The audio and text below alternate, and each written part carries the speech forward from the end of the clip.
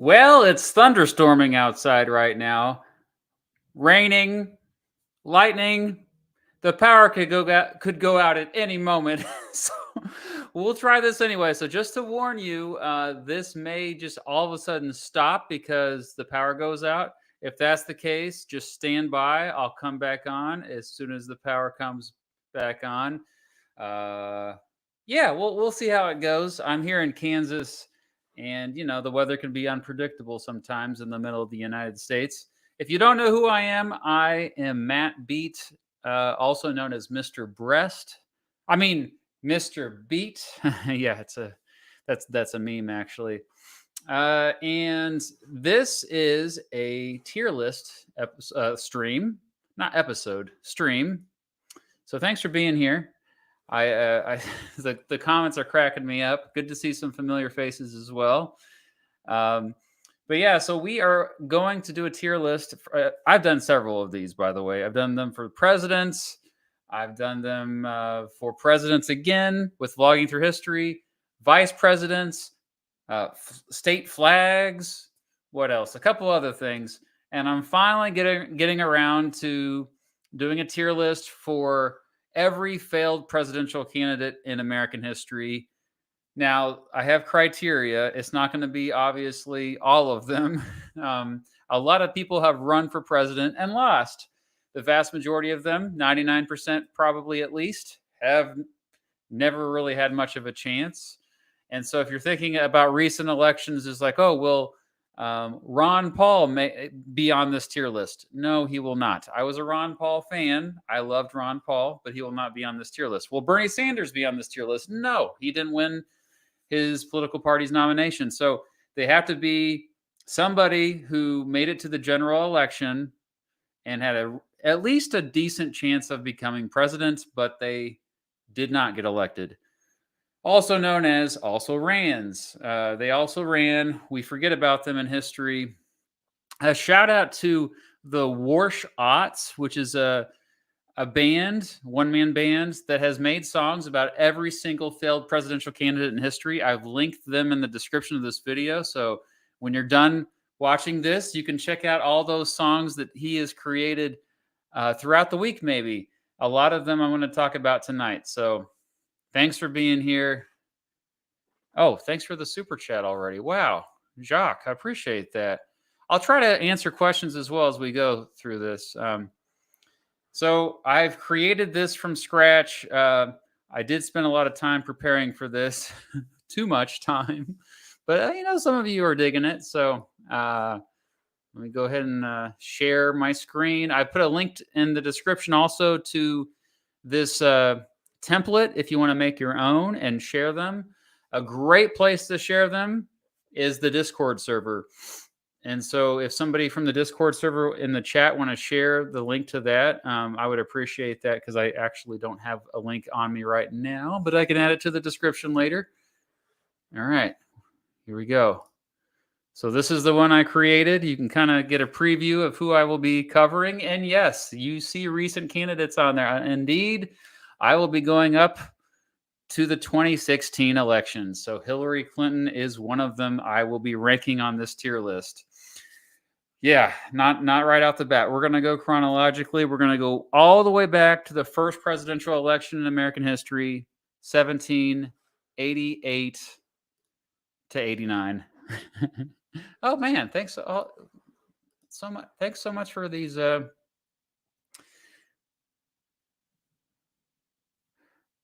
I don't know exactly what this means, but thanks for that. The rule is if they were ever president, then they are disqualified from this tier list. So he was president for, oh, you mean like in 2016? No, he won. He won the Electoral College. Come on now. Oh, thank you. Thank you very much. I'm glad you've learned a lot. That means a lot. That's why I do this primarily, is to inform, educate, get you to learn about American history. Usually it's American political history. So if you're new here, I have a lot of videos about American political history. Although I think most of you are not new here. All right, let's start off at the beginning with John Jay. John Jay is well, famously, probably the Jay Treaty during the Washington administration, but he also had a good chance to become president. I'm going to put Jay at a B tier. John Jay. A lot of people forget that in 1788 to 89 and also 1792, heck, even 1796, people were talking about this guy, even though most of his experience was, in the judicial branch. He had a good chance to become president or vice president, because back then second place got vice president. Oh, before I go any further, I forgot to say my criteria for qualified candidates. It's they had to be a major contender, and they couldn't later or before win the presidency. Also, how I picked these, or how I'm ranking these, I should say, is a combination of character, leadership experience, and their policies / platform. So yeah, anyway, back to John Jay, a Federalist, a founding father dude, lots of diplomacy experience. Now he did come from a slave background. He owned slaves early on, but towards the end of his life, he called for the end of slavery. Now, he said he wanted masters to free their slaves willingly, but regardless, he had changed his opinion, similar to George Washington, about slavery, and he was a co-author of the Federalist Papers. A lot of people don't know that about him. So I just think he was an intelligent person. Also, he was governor of New York for a while. You're going to find that to be a common trend, is that a lot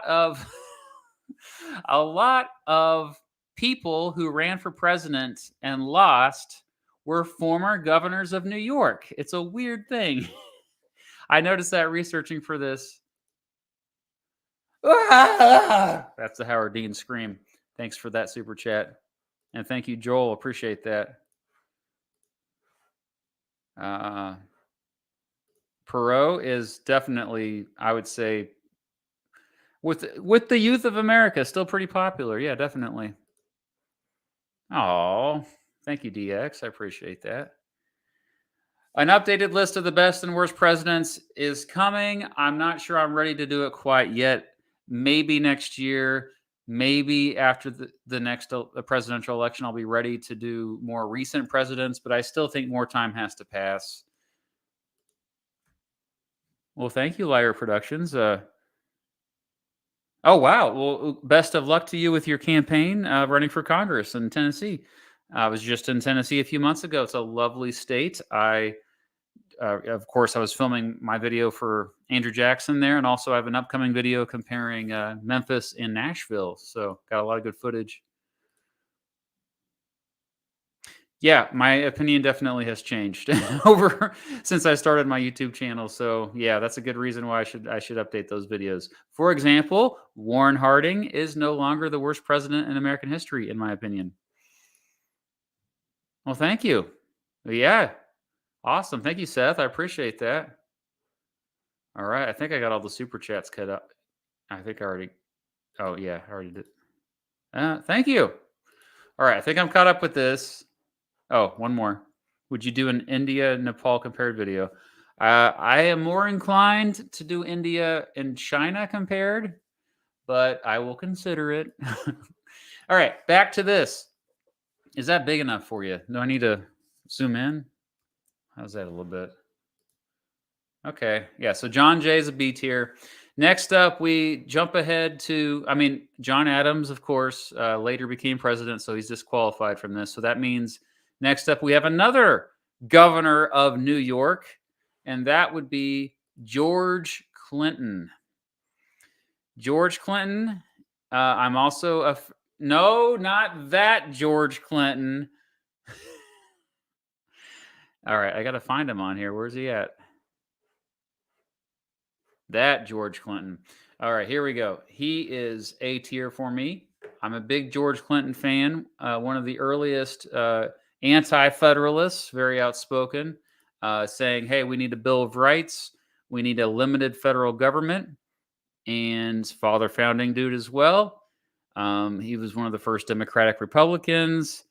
Later was a vice president. That was in the like a few years after he was in the running for president. But then later they nominated him again as president. He was an elder at the time of the founding of the country. He was up there in age. Military background when he was younger. He fought in the French and Indian War. But as far as when the country formed, he was one of those guys who was an anti-federalist, which he was against the ratification of the United States Constitution in the beginning. But then over time, we got a Bill of Rights, then that's fine. I think, he's also the longest serving governor in U.S. history until recently, a few years ago, Terry Branstad surpassed his record. So just an influential guy, and especially with New York as governor. I think he was a pretty solid politician. So A tier. We're starting off pretty positive. I like it. Now, he had a good chance to win beginning in 1796. He got a lot of votes. And even into 1800. And then later, he was vice president, like I said. All right, so how are we feeling in the chat? I'm going to try to check the chat as much as I can. I'm sorry if I miss any super chat. Oh, there's another one here. President Grant was a general president during the inception of the Colorado River Compact, and the general mining laws of 1873. Thanks for spitting out those facts, cowboy, and thanks for the super chat. All right, next up we have, remember election of 1800. That was a rematch between Thomas Jefferson and John Adams, former friends turned enemies, and then later in life friends again. But then we go ahead to 1804, the election of 1804, and Thomas Jefferson is seeking re-election, and the Federalists decide to put up a different candidate, a different type of candidate. Although I will say that his brother also had a chance to win back in 1796 as well. I'm talking about the Pinckney brothers. So first of all, there's Charles Cotesworth Pinckney. But there's also his brother, his lesser-known brother, Thomas Pinckney. So we'll look at Thomas Pinckney first. I always got to find pictures here of Thomas Pinckney. Was a military officer. Here he is. Honestly, kind of meh. He's D tier. Come on, go up there. There we go. So Thomas Pinckney was... I wasn't that impressed researching this guy. I didn't know a whole lot about him until I prepared for this video, actually. But he was not only a military officer, he in the Revolutionary War and War of 1812 later on, but he was also a diplomat and a Federalist. He was a military hero in the Revolution. Lots of diplomacy experience. The Pinckneys were a prominent family in Charlestown in South Carolina when it was a colony. He studied he was an aristocrat, definitely. But I just, somebody who kind of, I guess the reason why I'm not too impressed with him is because he really was not someone who took strong positions on anything, politically at least. Kind of meh, really. Maybe I should put him at C, I don't know. But it's just he was not that impressive. Now, his brother is a little bit more impressive. Let's go ahead and jump ahead of him. Yeah. The problem with his brother, though, is that he owned 250 slaves, and I just can't get past that. So his brother is Charles Cotesworth Pinckney. I'm also going to put him at D tier as well. Because, yeah, he was a slave owner. He had a huge plantation in South Carolina. Also, Charles Cotesworth Pinckney was a founding father, a lawyer at some point. But he also ran people don't realize he ran 3 times for president, in 1800 first, and then 1804, and then 1808. His closest he got to be president was 1804, I believe, is the 1808 was not as close. I don't know. Either 1804 or 1808. I don't know at the top of my head. But just not, he was kind of not a forward thinker. This very pro-slavery. Yeah, not a whole lot to say. Although George Washington did like the Pinckney brothers, I will say that he liked them. But yeah. All right. Well, thank you, Mad Dog at Pittsburgh. Oh, yeah, that's Steven. Yes, Patreon supporter. Thank you for your support on Patreon. And you're from Virginia. That's like my favorite state. So go Virginia. I didn't know that. Cool. Thank you. Oh, Michael Cortez, good to see you here. Well, thanks for the kind words. I appreciate that. Jared, thank you so much. A number ranking of all U.S. presidents. I know Vlogging Through History did this recently, and I loved it, and I think I will do that at some point, definitely. So it's a great suggestion. Thank you, Jared. Oh, Harrison. Yeah, good to see you, Harrison. Yeah, that's a good, definitely a very astute observation there, Harrison. They're more favorable in hindsight if the president they lost to ends up being disappointing. Like Al Gore, I would say, is a very common recent example of that. We'll get to Al Gore later. Tyler, thank you. Yeah, he owned slaves too. Oh, 1808 was the closest. Thanks for looking that up, Tyler. I appreciate that. Fact-checking me in real time. I don't have this all by memory. Ridge, thank you so much. Oh, really? Holy crap. Thank you. You look forward to the most. Wow, that blows my mind. Just curious, as a Floridian, have you ever been to St. Augustine? No, but I have friends that went there and absolutely loved it.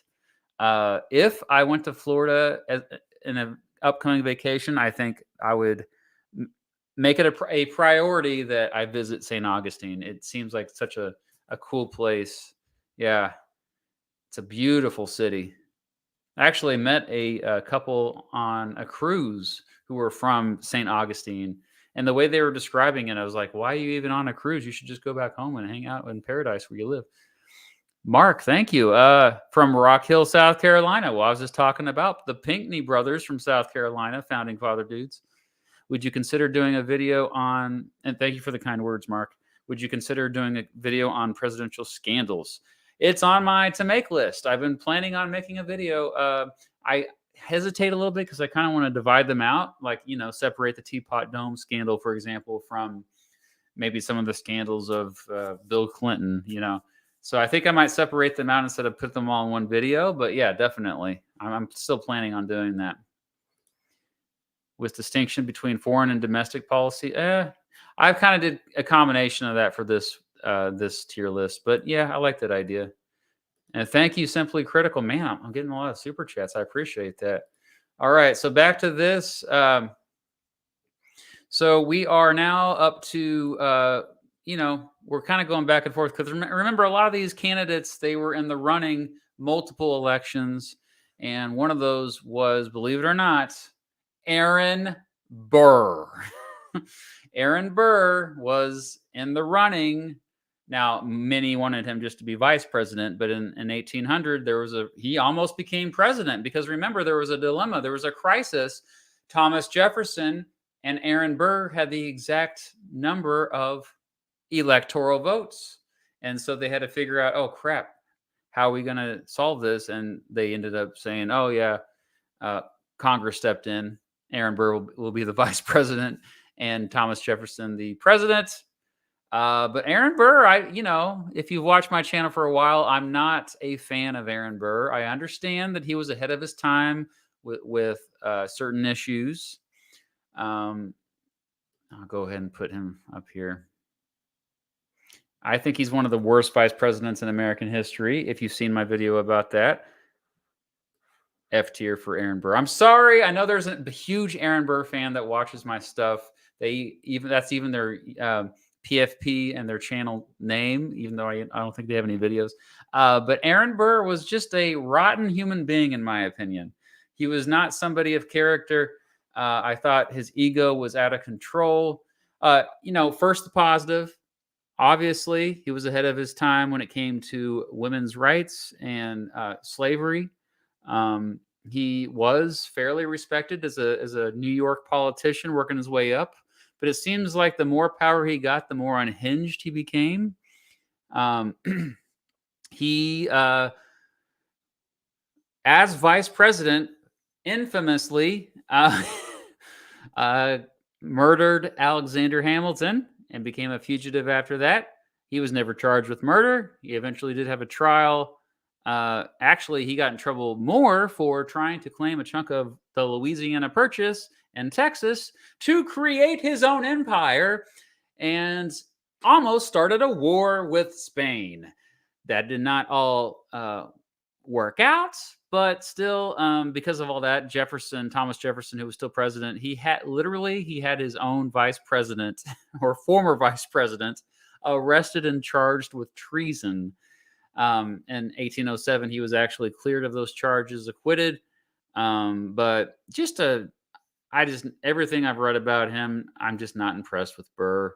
I don't care. Yeah, sure. He's more complex than the musical Hamilton paints him out to be. He's clearly a villain in that. The musical does not influence my opinion of Burr. Just my own research of history, reading primary sources about him. I don't like him. I don't like Aaron Burr. I'm glad he was never president.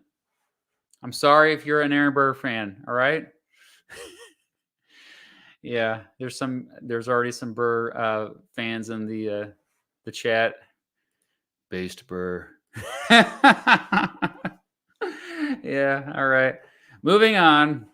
So we already did Charles Cotesworth Pinckney.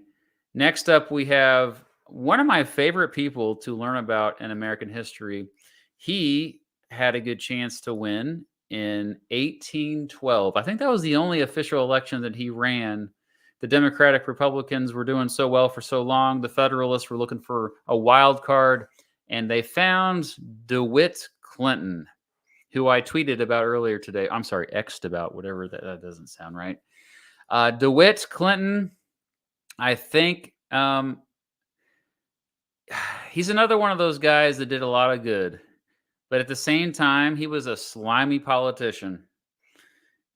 He was not somebody who told the truth very often, which sometimes you got to stretch the truth to get stuff done. I get it. And he kind of did that with the Erie Canal, for example.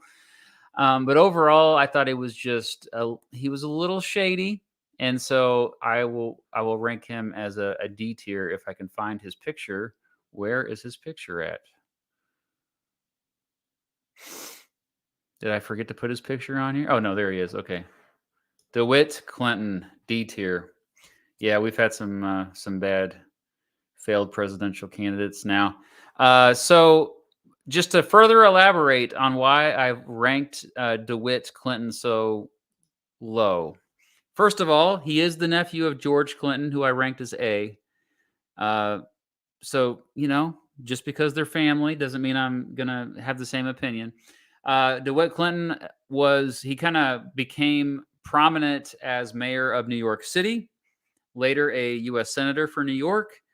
He was interesting because he seemingly just said whatever people wanted to hear to both Federalists and Democratic Republicans. And he got away with it because back then, news traveled slowly. So if he was in New England, he would pander heavily to the Federalists by saying he was against going to war with Britain. And he told them what they wanted to hear.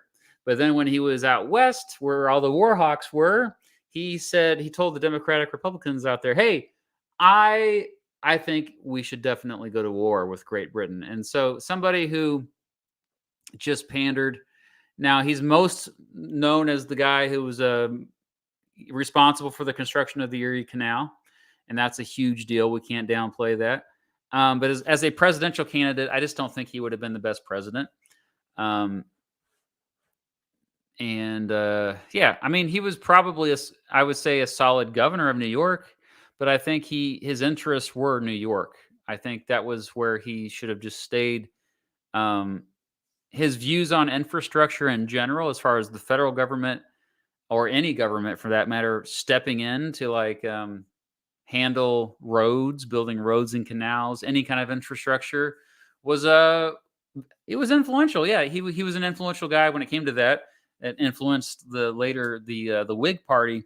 But regardless, I just don't. I think his character flaws make him go down to be a D tier candidate.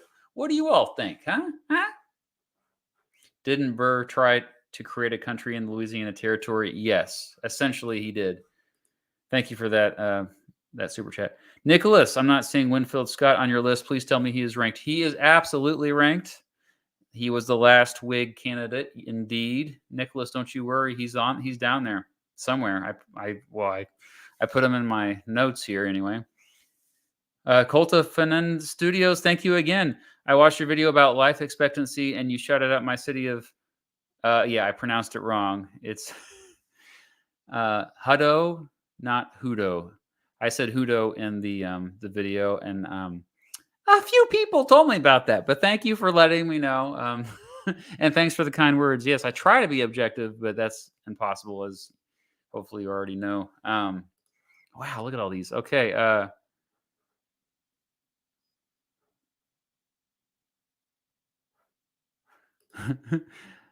There's Calvin Coolidge, the Codnod 123. Hi, Mr. B. What about doing an analysis of the GOP Dem parties? The current ones, I will consider that. I don't like to do that, though. I like to stick with history because I feel like my opinion is way too biased to comment too much on contemporary stuff. I just don't think that's not something I want to do for this channel, at least. Where's Kingfish? I know. Kingfish is not here. Talking about Huey Long. He just never really had a chance to become president. Maybe he would have if he wasn't assassinated, but I'm sorry. 1 year out of school. Yeah. Well, keep on learning, Miranda. That's awesome. Glad to hear it. Shout out to my main men, Walter Mondale and Al Gore. Well, thank you, Andrew, for the. I remember your PFP. That gave me nightmares last time I saw it. But thank you for the super chat. Oh, whoops. And I already got that one. I think I'm caught. Oh, a couple more. Okay. I wonder if in the end. Oh, Dante. Thank you, Dante. If Trump becomes a convicted felon for crimes he committed before he was president, when he was president, and after he was president, any commentary? All I can say is it's not looking good for Trump at all. It is not. We have to accept that he's probably looking at some prison. Prison is a very real possibility. And it's going to be crazy when the verdict goes down. All hail Burr, another Burr fan. Anonymous, thank you for the super chat. Most overrated and underrated president. Most overrated is definitely, in my opinion, well, this changes a little bit. Probably Abraham Lincoln. Underrated, I would say James Polk. Thanks for the super chat, R. Watkins. And Oopsie Orange. Ever do a video on swing states throughout American history? I kind of already did a short on that, but I plan on doing a longer form video eventually as well. But I did do a short on swing states. Great suggestion. Well, Stephen, great to see you here. Thank you for the super chat. Stephen is a social studies teacher in Oklahoma and a longtime viewer and really great back and forth with you. I hope you rate Eugene V. Debs. I'm not sure what kind of president he would be, but I find his life interesting. Yeah, I would love to make a video about Debs. Debs is on here. I will get to him for sure. Thank you, stupid idiot. Jack, thank you. Hi, Mr. B. Would you ever make a video about the Solid South? I've been fascinated by how we had a one-party state in the South for so long. I kind of already did a little bit with my party switch video, so I don't know about that, but I'll consider this. Yeah. Thank you for that, Jack. Andre, thank you. Have you read the Robert Caro series about LBJ? No, I have not. Obviously, probably. I think it's the best presidential media I've ever come across. Holy crap. Wow, I'm going to write this down here so I don't forget about it. Thank you for the suggestion. Yeah, no, I have not done that. I have not made a video about Lyndon Johnson either, so I'll have to read Robert Caro when I research for that video when I finally make it. Charles, thank you. Do you think there is any point in voting for a third party, or is it a waste, namely RFK? I think if you live in a solidly blue state or solidly red state, it's not a waste, because if a third party candidate can get enough support, that means they get extra funding, which can help future elections. So I personally, that's what I've done here in Kansas. It's a very red state, and that's why I almost always vote third party. However, it's a purple state. You shouldn't do that. I would not advise to do that, because your vote it's like mathematically, statistically, it has much more chance to make a difference. So check those polls. Thank you, Maximus. I appreciate that. And one more here. Heath, thank you. Hillary Clinton, the first female president of Arkansas. Yeah. Oh, I got another one. Oh, thank you. Oh, Chris, thank you. Oh, a Hutto fan. Yeah, I've never been there. I don't think I've been there. But yeah, Chris out of Austin, a good friend. Thank you, Chris. You didn't have to do that. All right. So back to the next failed presidential candidate is Rufus King, another founding father dude, the last founding father dude to run for president. And he ran as the last Federalist who really didn't stand a chance against James Monroe in the presidential election of 1816. Rufus King, in my opinion, was a very solid politician. I think Rufus actually, he changed his mind throughout his life, which I admire. He originally was actually a slave owner, but later in life became a big opponent of slavery. He gained a lot of diplomacy experience over the years. He represented Massachusetts at the Continental Congress and the Philadelphia Convention, and one of the signers of the Constitution, 1787, all that.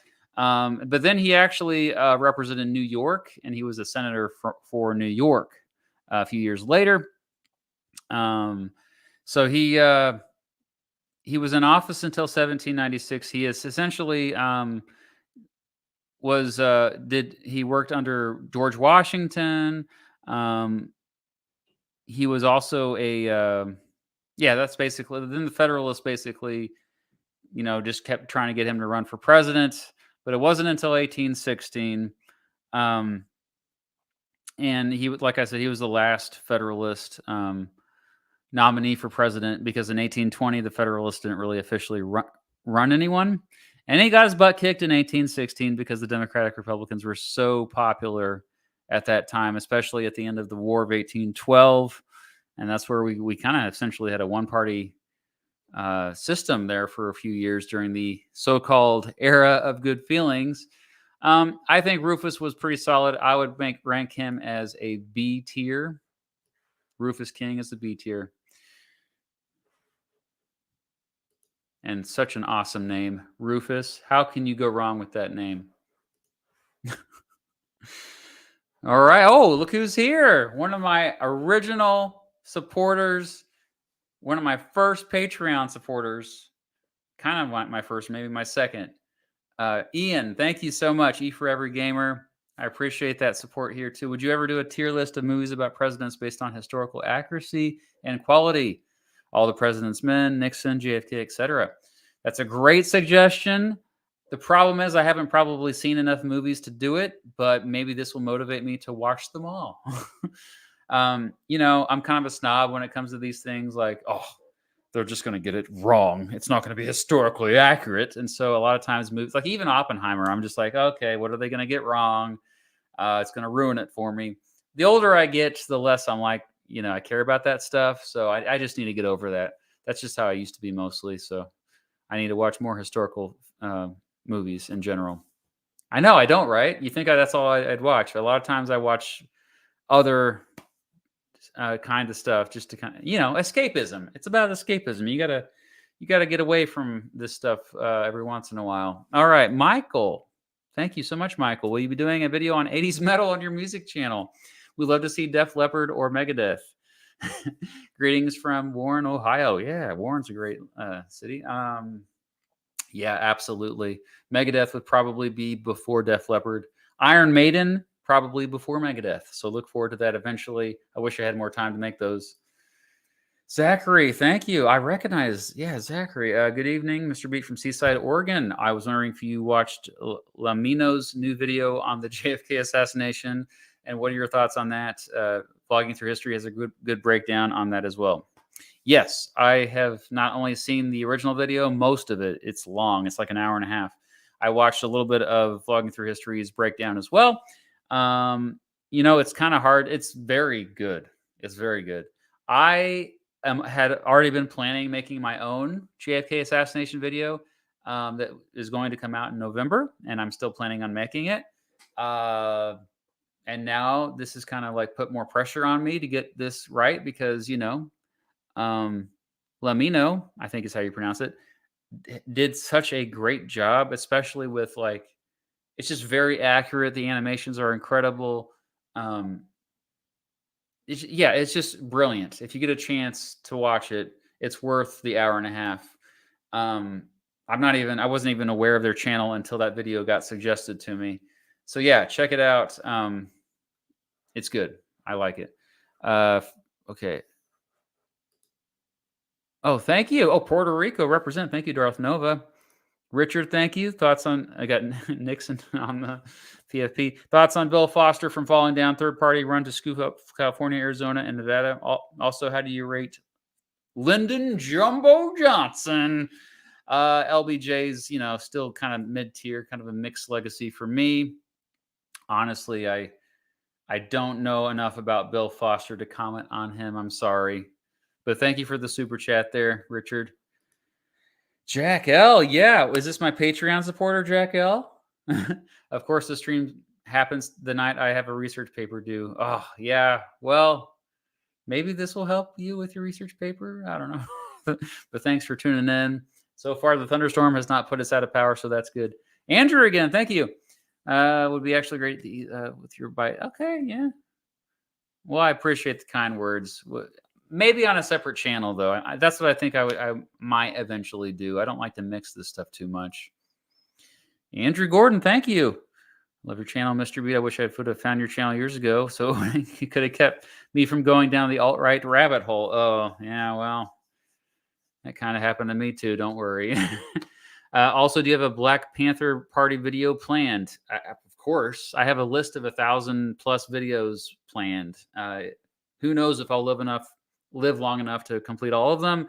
That one's been on my list for a long time. In the meantime, check out Cynical Historian's video.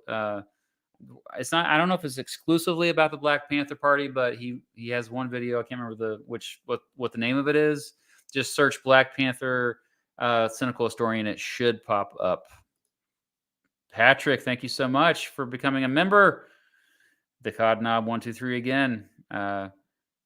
Yes, I have definitely considered a video just about different campaign strategies for all of the presidents and even the runners-up as well. That's a great suggestion.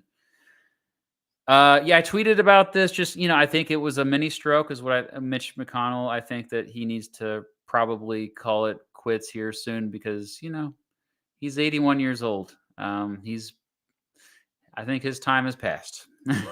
All right, back to this. That's a lot of super chats. I'm sorry for those of you wanting me to move on with this. I didn't expect that many super chats. Next up, though, we got your boy, Henry Clay. Henry Clay, who ran for president technically 5 times. Henry Clay is, in my opinion, he has a better resume than anyone else in American history. Quite possibly anyone else. He was a Secretary of State, Speaker of the House, incredibly influential in the Senate, a senator for several decades, probably the most influential U.S. senator of all time. He was also in Congress. I already mentioned the Speaker of the House thing. He first started serving in the Senate in 1806, he was in the Senate until his death in 1852. So quite a remarkable resume for Henry Clay. I didn't always agree with his positions on things, but this guy had the experience. He also was pragmatic, known as the Great Compromiser. Just Google Great Compromiser if you do that, or DuckDuckGo, whatever your search engine preference is, and guess what pops up? I think it still pops up for anybody. Henry Clay pops up. He's an A tier. Henry Clay's A tier for me. One of the best senators of all time. From Kentucky. His views evolved over the years. He united people from different backgrounds time and time again. He was often the glue that held Congress together, and the entire country for that matter. I mean, Civil War could have came decades earlier if not for that one man. I mean, look at his relationship with John Calhoun. Two men who had different views on a lot of things, but they were able to work together.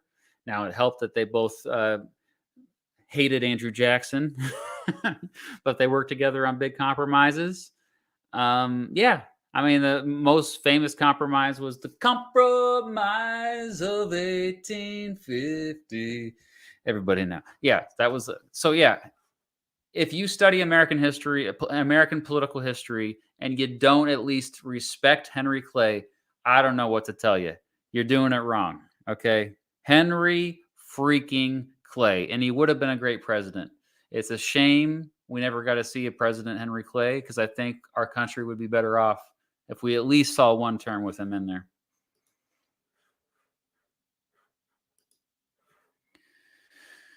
All right, let's check these out. I don't want to... Oh, Charlottesville. That's like literally one of my favorite cities in the entire country. I love Charlottesville. Would you ever consider covering the infamous 1876 gubernatorial election in South Carolina? I heard about this from multiple people. I still don't know much about it. But yeah, if you keep bringing it up to me, I am much more likely to make a video about it. So thanks for the suggestion there, Jackson. And thanks for the super chat. Joshua, thank you. Math teacher, heck yeah. And you like my content. You love my content, supposedly, allegedly. Garfield is your favorite POTUS. Yeah, it is tragic. That's also another, I wish we would have seen at least one full term with Garfield in there. Such a great leader, in my opinion, that we just never really saw the potential there of, it sucks. Jad, thank you. Never forget that the Pledge of Allegiance of our great nation was written by a socialist. You're right. Bellamy. The Bellamy salute. This is the Bellamy salute. Oh, crap. Do not screenshot that. That was the Bellamy salute. The socialist. 1892. That's right. He wrote the Pledge of Allegiance. Thank you so much, Risotto. Yeah, he probably won't resign. His term won't be up until, I believe, 2026. Or so that really January 2027, which is crazy. Thank you so much, Al Lover. I love Alice too. Okay, back to this. So Henry Clay first ran for president in 1824. Remember, that was the crazy election where it was a four-way race between John Quincy Adams, Andrew Jackson, William Crawford, and Henry Clay. Well, John Quincy Adams and Andrew Jackson were president at one point or another. So that only leaves William H. Crawford, which, I didn't know much about William Crawford, and really until these last few months. I learned a lot about him when I was researching for my Andrew Jackson video. He was another one of those guys who talked trash about Andrew Jackson, so Andrew Jackson talked trash right back to him. But one of the things I learned about William Crawford is he actually was a pretty big fighter for Native American rights. He really, it was important to him to respect the integrity of treaties. He thought that Native Americans in general had been screwed over by treaties, and he really, anytime that those treaties were being threatened or broken, he was like, hey, he stepped in, we shouldn't be doing this. He stood up for especially the Native Americans in the Southeast, the Cherokee, Seminole, Choctaw. Anyway, I didn't know that about him until recently. Also, William Crawford, another impressive resume. He was Secretary of War at one point, Secretary of the Treasury during the Monroe administration, I believe, or maybe that was Madison, one or the other. He's a Democratic Republican. President pro tempore, U.S. Senator from, he represented Georgia. A straight talker. He told you how it was, and maybe that's also why Andrew Jackson and him got into it a little bit. He, before the election of 1824, actually his health was on the decline. He had a big stroke, but regardless, enough people wanted him in there as president. So, but he actually lived, another 11 years after that stroke, so I guess it wouldn't have mattered. I think if you were to ask me about William Crawford before, he probably would have been like a C or D. But after this recent research I've done, I think he's a B tier. So congratulations, Crawford. You're right up there with Rufus King and John Jay. You did it, buddy. Congratulations. Upstate New York versus NYC. Yes. Thank you, Nathan. And I've been planning on that for a long time. Thank you, Ryan, so much. Moonlight Productions is here. Yes. Adam, thank you so much. 1876 election was an attempted abduction of Abe Lincoln's body in Springfield on election night. Oh, that would be a great video. I forgot about that. That's one of those weird facts in American history that few know about. Yes. All right. Thank you so much for all the support here. Now we're moving on to our first third-party candidate in American history. So, 1828 was just Andrew Jackson and John Quincy Adams. 1832, you essentially had 4 people in the running who had a good chance to win. Andrew Jackson running for re-election, and everybody else who kind of hated him. The main dog was Henry Clay, who we already talked about. But there was also John Floyd and William Wirt. First of all, let's look at John Floyd. John Floyd was a congressman, governor of Virginia. He was one of those guys who had kind of also changed his mind about slavery. He supported the eventual abolition of it, despite being a Southerner, Virginian. He also was somebody who's more aligned with, I would say, James Monroe, James Madison, Thomas Jefferson, kind of the old Democratic Republican tradition, I should say. But he was just kind of randomly selected by John C. Calhoun to serve as the Nullifier Party's candidate. This new political party, the Nullifier Party. If you don't know anything about it, it wasn't even really a legit party. It was just something that was all. It was just South Carolina saying, you know what? We're tired of the federal government establishing these tariffs that's screwing over our business interests, And so they were about was like, they wanted to be able to nullify federal laws. It was a states' rights party. And of course, related to that always during this time in the antebellum South was pro-slavery, strict constructionism when it came to interpreting the Constitution. It meant only what it literally said, according to these folks, especially in South Carolina. South Carolina was always, they were always trying to do their own thing in the decades leading up to the Civil War. And that's, of course, where the Civil War started, Fort Sumter. Yeah, dang, South Carolina. I know some of you are from South Carolina in the chat and watching. Anyway, John Floyd, kind of meh. Kind of like, okay, give him credit for calling for the abolition of slavery, but let's put him as our first C tier, John Floyd. And then also running in the election of 1832 was William Wirt, who I'm a bigger fan of. William Wirt was a U.S. Attorney General. Before that, a state legislator. He was the first true third-party presidential ticket, and also the first true one to win a state election. His third party was the Anti-Masonic Party. He was the longest-serving U.S. Attorney General in history, which most people don't know that. I didn't know until I first looked it up a couple years ago. Extremely devoted to constitutional law, a darn good lawyer who actually argued a bunch of really famous Supreme Court cases, McCulloch v. Maryland, Gibbons v. Ogden, Wooster v. Georgia, just to name a few. He was, somebody that people in different political backgrounds respected. And, even though he was a Freemason himself at one point, the anti-Masonic party, who were all like against the elites and against the secret society that controlled everything, they nominated him because they viewed him as just like a good guy. Although Wirt really didn't want to run for president. And actually, there was a historian I came across named William Preston Bond that wrote about William Wirt. Quote, Wirt was possibly the most reluctant and most unwilling presidential candidate ever nominated by an American party. And because of that, I admire you, William Wirt, because I'm always drawn to those presidential candidates who really, you can tell they just don't want to do it. They're only doing it because so many people pressure them to do it. So, William Wirt, I'm going to put you up here to A. You're going right next to Henry Clay and George Clinton. If you don't know much about William Wirt, he is definitely a fascinating figure who's mostly forgotten in American history. So I bet you I'm one of the only people on all of YouTube to even say the name William Wirt in multiple videos. So yeah, anyway.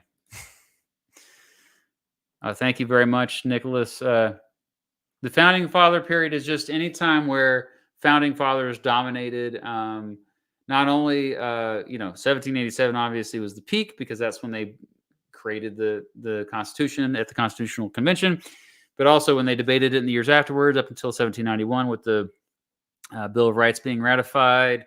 And then when they continued to dominate in Congress, so mostly the 1790s into the early 1800s, but that's basically it. I would not say you'd go all the way to Monroe's presidency, because by that time you had influence from a bunch of other figures who had nothing to do with the Constitutional Convention. Thanks for joining, Indu. Appreciate that. Good to see you. All right. Yeah, if you want to become a member, that's also where you can watch videos early before I release them officially. Next up, we've got Daniel Webster, the legendary senator, U.S. senator from Massachusetts from 1827 to 1841, later on 1845 to 1850. I would say only Henry Clay was more influential than Daniel Webster was in the Senate.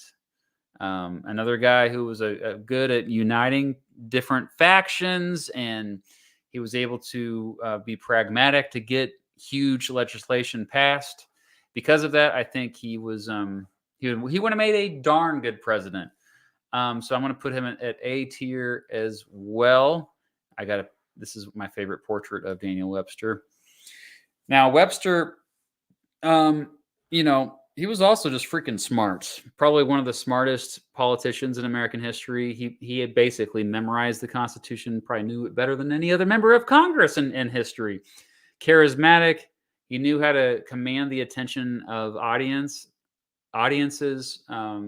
He, basically worked with everyone. He was strongly against slavery himself. He was a Northerner, of course, of Massachusetts. That's historically been the most progressive state. But that didn't matter. He worked with everyone. And so I think that would have translated well to the presidency. And he's still one of the most influential members of Congress of all time. All right, so that leads us now to I brought him up because you probably forgot that he was one of the many candidates that the Whig Party, the newly formed Whig Party, ran in the presidential election of 1836 against Martin Van Buren. So the Whigs had this really unique strategy. A political party has only done it once in American history, and that was 1836, where they wanted to just throw 4 different candidates, one in different regions of the country, to do the favorite son thing where like, oh, we can fragment the votes so that we get one of our guys in there. It backfired. People united against Martin Van Buren, and he ended up winning 15 states in the election of 1836. And the only one who came close to that was William Henry Harrison. And he won 7 states. Now he'd run again in 1840 and win, but yeah, and then die promptly after that. But yeah, other than Daniel Webster, you had technically Henry Clay, but we already talked about him. You also had this guy named Willie Mangum, who I still don't know a whole lot about.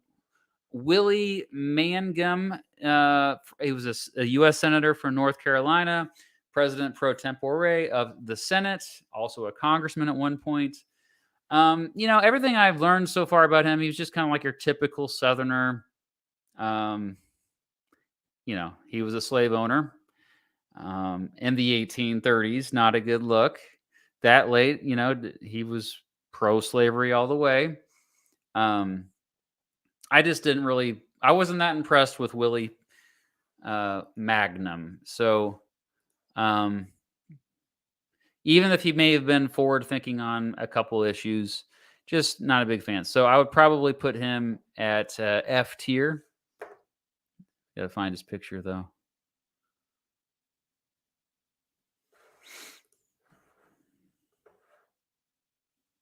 Where's your picture at, buddy?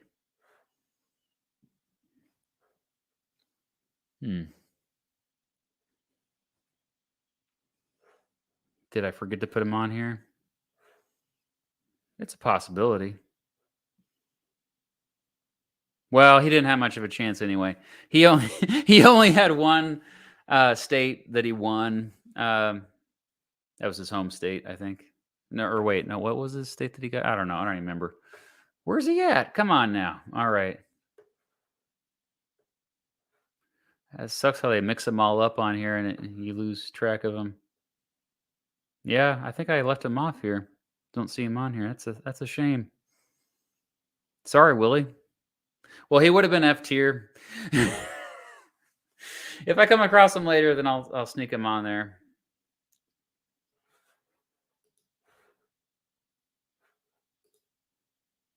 Oh my gosh, what a question, Andrew. I'll have to answer that later. Remind me later to answer that. I will look into this. Make a note of this. You should be showing up.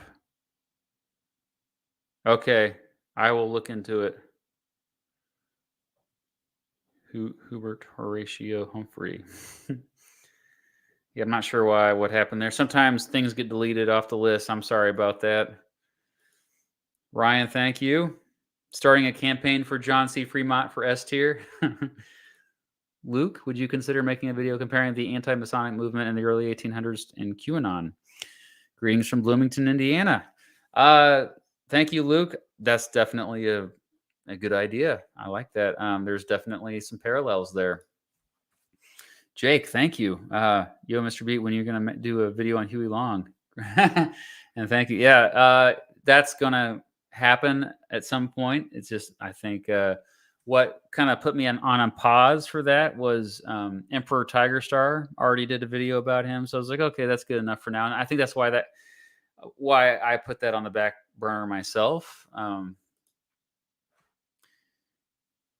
All right, so without Willie P. Magnum on here, which again, we don't see him on here, do we? Yeah, he's not on here. We are going with Hugh White. Also, who was not impressive. Hugh White, yeah, like a lot of the same things I said about Willie Mangum. I can never pronounce his last name. You could say about Hugh White. So maybe they go hand in hand. So yeah, F tier for Hugh White. Now Hugh White was did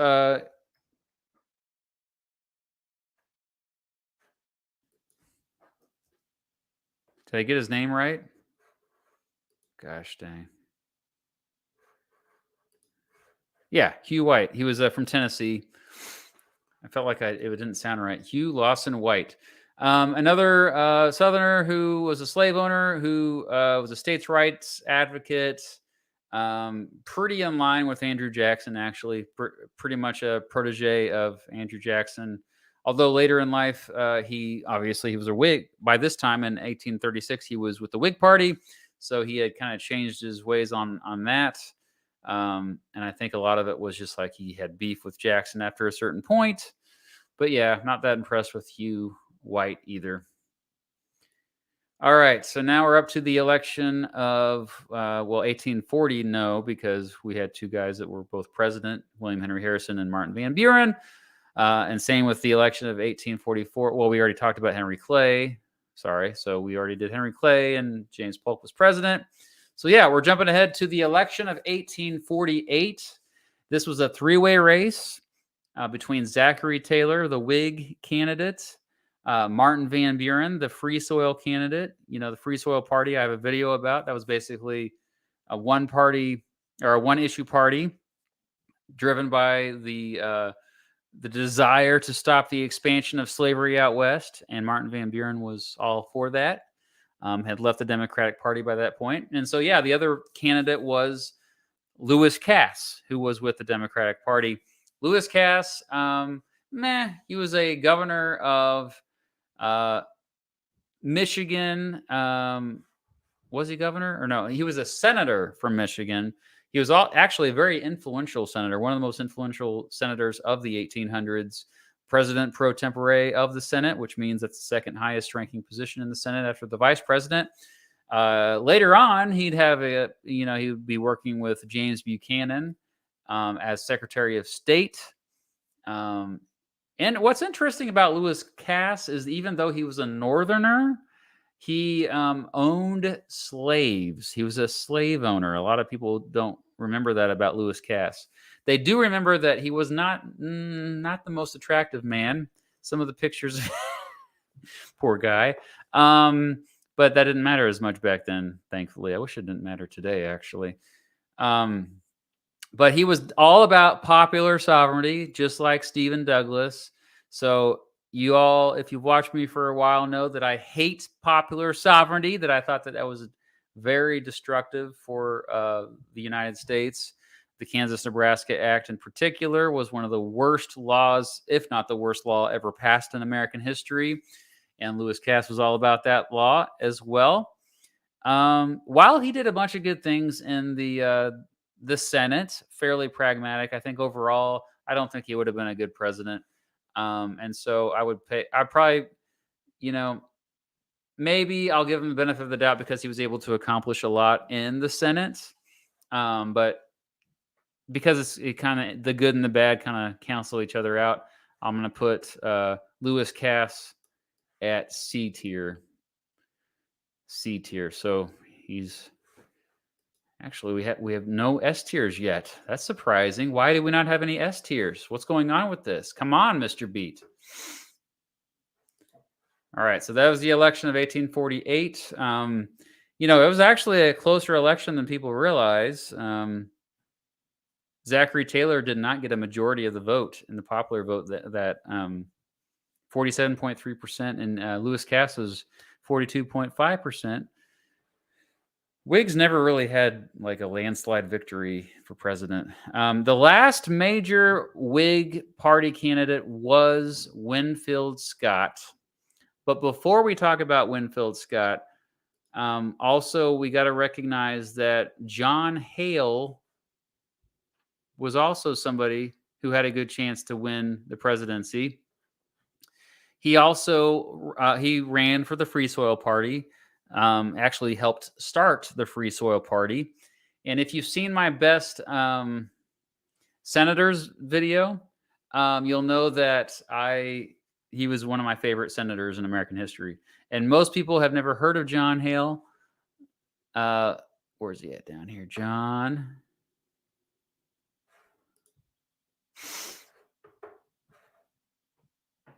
There he is. I think he would have been an amazing president. Not S tier, but A tier.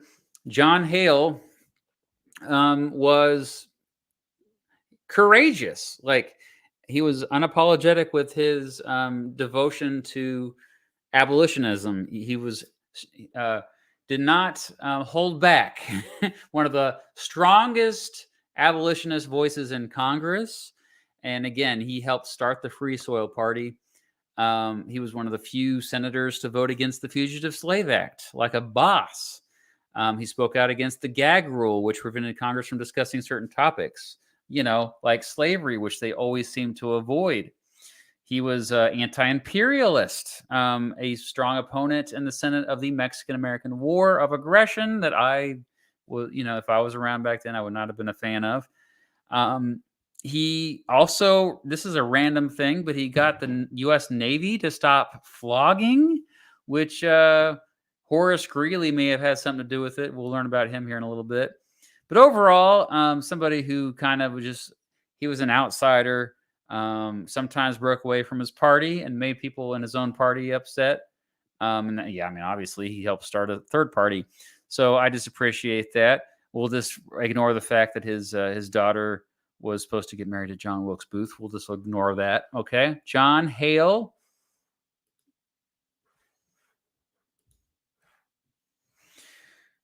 All right.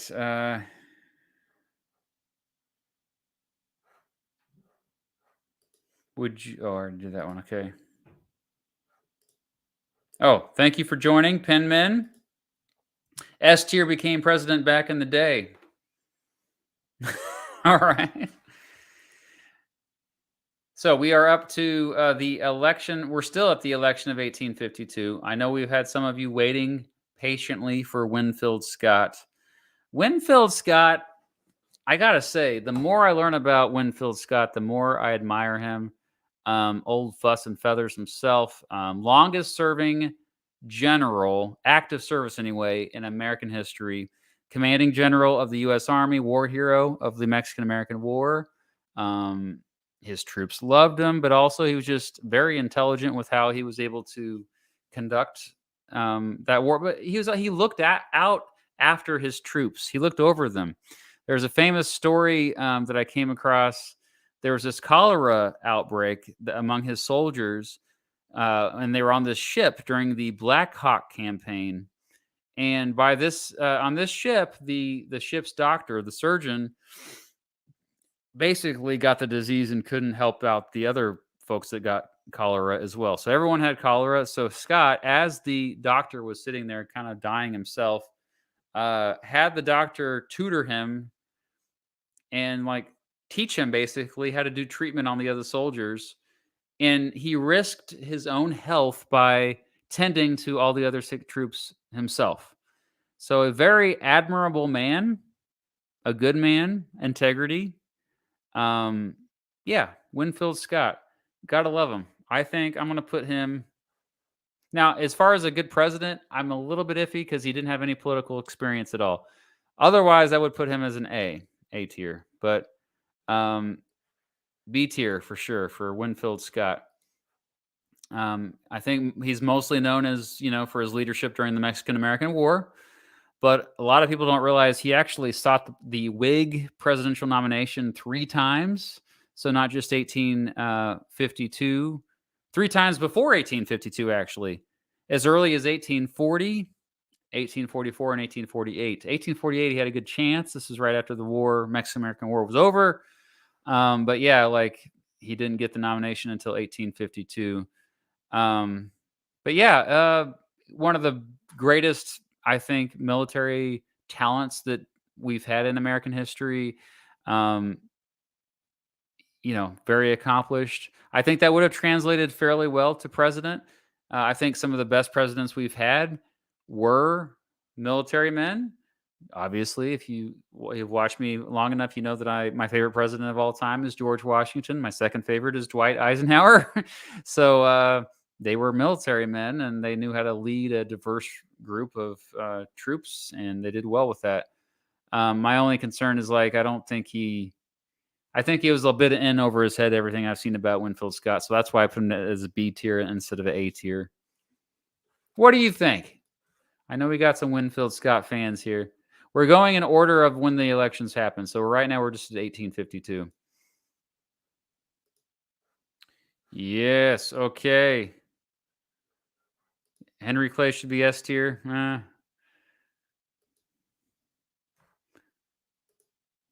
Love the vid. You said earlier that you watched. I have not watched Oppenheimer yet. I have not. I plan on seeing it. No, I have not seen it yet. I can't find anyone that wants to go with me. I don't like watching films in theaters by myself. I don't know. Nice, Ryan, and thank you for that. Okay, so moving on from the election of 1852 to the election of 1856, a classic three-way race. We had James Buchanan, the Democrat, versus Millard Fillmore, who was the American or Know Nothing Party. They nominated him, even though he didn't really want to be with that. But he didn't want to be with them. He was not a nativist, but he went along with it. But regardless, he was already president before anyway. So that just leaves John Fremont, who many of you are aware of. John Fremont was definitely one of the most interesting people in American history. He was the most interesting man. Now, political experience, he was a senator from California. Before it became a state, he was like what you call a, quote, shadow senator. I'm not even sure what that means. But before that, he was an explorer, and he was one of the first American settlers of California, military governor of California. A lot of people don't know that he was married to Senator Thomas Hart Benton's daughter, Jessie. And Jessie deserves her own video. She was remarkable. Jessie Benton Fremont. She essentially single-handedly ran her husband's campaign when he ran for president in 1856. People loved her just as much as they loved him. So if you want to go down a rabbit hole, check out Jessie Fremont, the wife of John Fremont. But back to John, she's not on here, so it's John. I think he was a pretty solid candidate.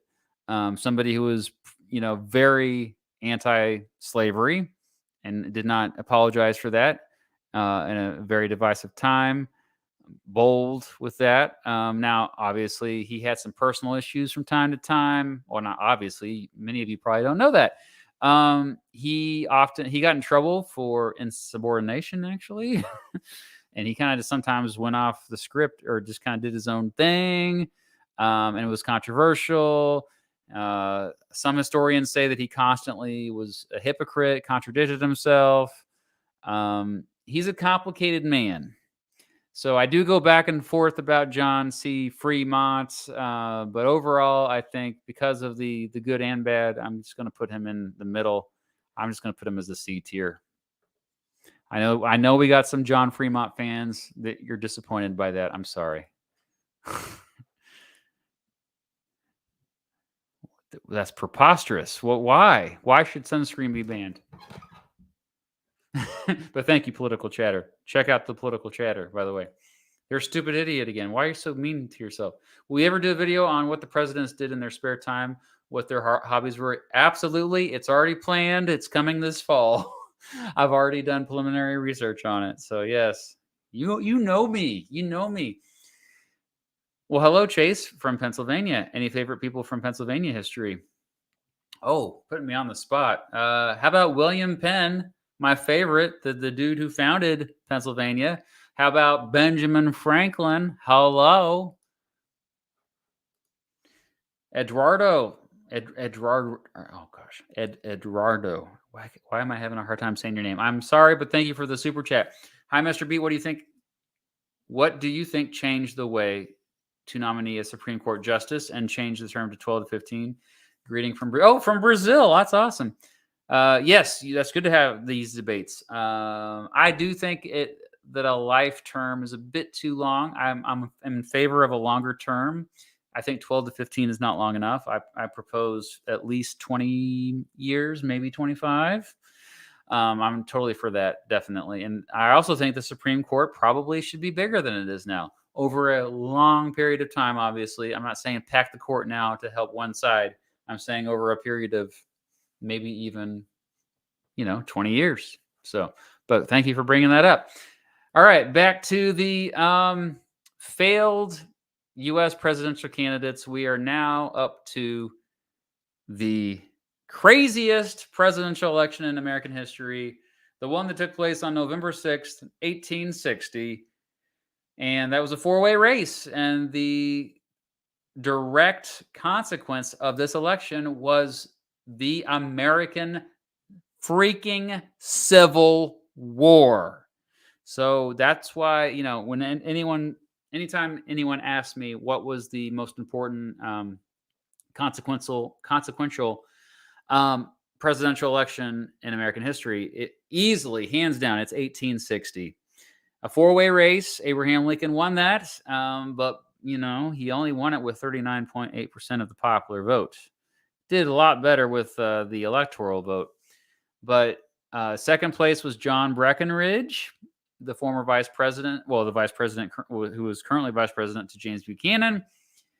John Bell was third place with the Constitutional Union Party, and fourth place was Stephen Douglas with the Democratic Party. That's right, the Democratic Party, who was supposed to be part of the two major political parties, got fourth place because of the splintering of it. Because Breckinridge supporters and Bell supporters, most of them were former Democrats. So first off, we've got John Breckinridge.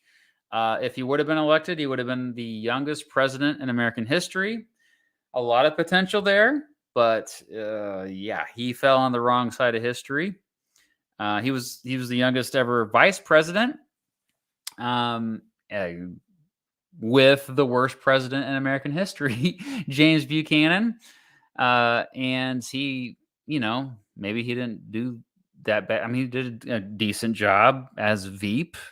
He was a popular guy. Even some Northerners didn't mind him so much. However, we saw his true colors with the Civil War. He was unabashedly pro-slavery, and he was a Southern Democrat. After he lost the presidential election of 1860, he defended the Southern cause by saying, quote, "I exchange with proud satisfaction a term of 6 years in the Senate of the United States for the musket of a soldier." And he then immediately enlisted in the Confederate Army and, of course, got kicked out of the Senate. He was charged with treason, as many others were. He did fight on the battlefield for the Confederate Army. But then after he realized the Confederacy was going to lose, he fled the country, ended up in Cuba, later Europe. Never got back into politics again, but he did finally come back and was eventually pardoned. But somebody who was just, a traitor, man. A traitor. Not Trader Joe. A traitor. Traitor. Not a Trader John either. John Breckinridge was a traitor, and so because of that, I'm going to put him an F. I'm sorry. He might have been maybe down a different path. Yeah. And also the election of 1860 was John Bell, who was a slave owner himself, but he opposed the expansion of slavery out west. He did make the issue of just union, like it's in the name of the political party he ran on, this third party. I mean, his big thing was, secession bad, staying together as a country good. So more than anything, he wanted to preserve the Union, find a way where they could keep making it work. John Bell, by that time, was an older man. Originally, he was like one of the earliest Democrats who supported Andrew Jackson. I guess give the guy credit for wanting to unite or keep the country united, despite the inevitability of a civil war. But yeah, I'm gonna put him at C tier. John Bell. Where are you at, John Bell? You're on here somewhere. I know you. I saw you earlier. There you are. C tier, John Bell. And then that finally leaves Stephen Douglas, another one with a good resume. Stephen Douglas was, of course, the He had a lot of experience specifically in Illinois politics. He was a U.S. Senator from Illinois, before that in the Congress. He was actually in the judicial branch. He was a judge for a while in the Supreme Court of Illinois. A lot of people don't know that. He was also in the executive branch, one of the few people in American history to be in all three branches of government. So he was the Secretary of State of Illinois. Also just a charismatic dude, heck of a speaker. Famously got into a series of debates with Abraham Lincoln when they competed in the Senate race in 1858 for Senate of Illinois. He won that race. So that's impressive that he was able to defeat Lincoln. Later, he became an ally of Lincoln. After the Civil War broke out, he did whatever he could to, support the Union cause, but he tragically died at the young age, I think, of 47. So not much older than I am. In June of 1861, I had a whole video about what if he won the presidency instead of Abraham Lincoln that you can check out. Maybe I'll put in the description of this video, but no, I think he would have been solid. I give him a lot of crap about the Kansas-Nebraska Act and popular sovereignty, but I think his leadership experience, his character was good enough where he would have been pretty solid. So I would have said Stephen Douglas will be a B tier. B tier for Stephen Douglas. There he is. All right, so we're still no S tier. Now we're up to the election of 1864. Oh, that was my stomach growling. I guess I didn't eat enough for dinner. Thank you, Scott. I appreciate that. Oh, I meant to do this. Ask me a question. Thoughts on / the cash for campaign finance ref? I don't know what that means, but I will search it up later. Darth Hideous 32. Thank you. Hi from Illinois. Oh, just talking about Stephen Douglas. How about that? Thoughts on the politics of the historically corrupt state? Any standouts come to mind? There are so many corrupt state legislators and governors from Illinois. I don't even know where to begin. Check out my worst governors video, and you'll see some of my thoughts there. Yeah, it's just easier to direct you to my worst governors video. Sorry, Illinois. Still a great place, and Chicago is one of my all-time favorite cities. So, all right, we are at the election of 1864. George McClellan, the former head commanding general of the U.S. Army, commanding general of the U.S. Army, until Abraham Lincoln fired him, and he should have. George McClellan was not doing well at all. He was just not the best general. But remember, George McClellan didn't lose. He merely failed to win.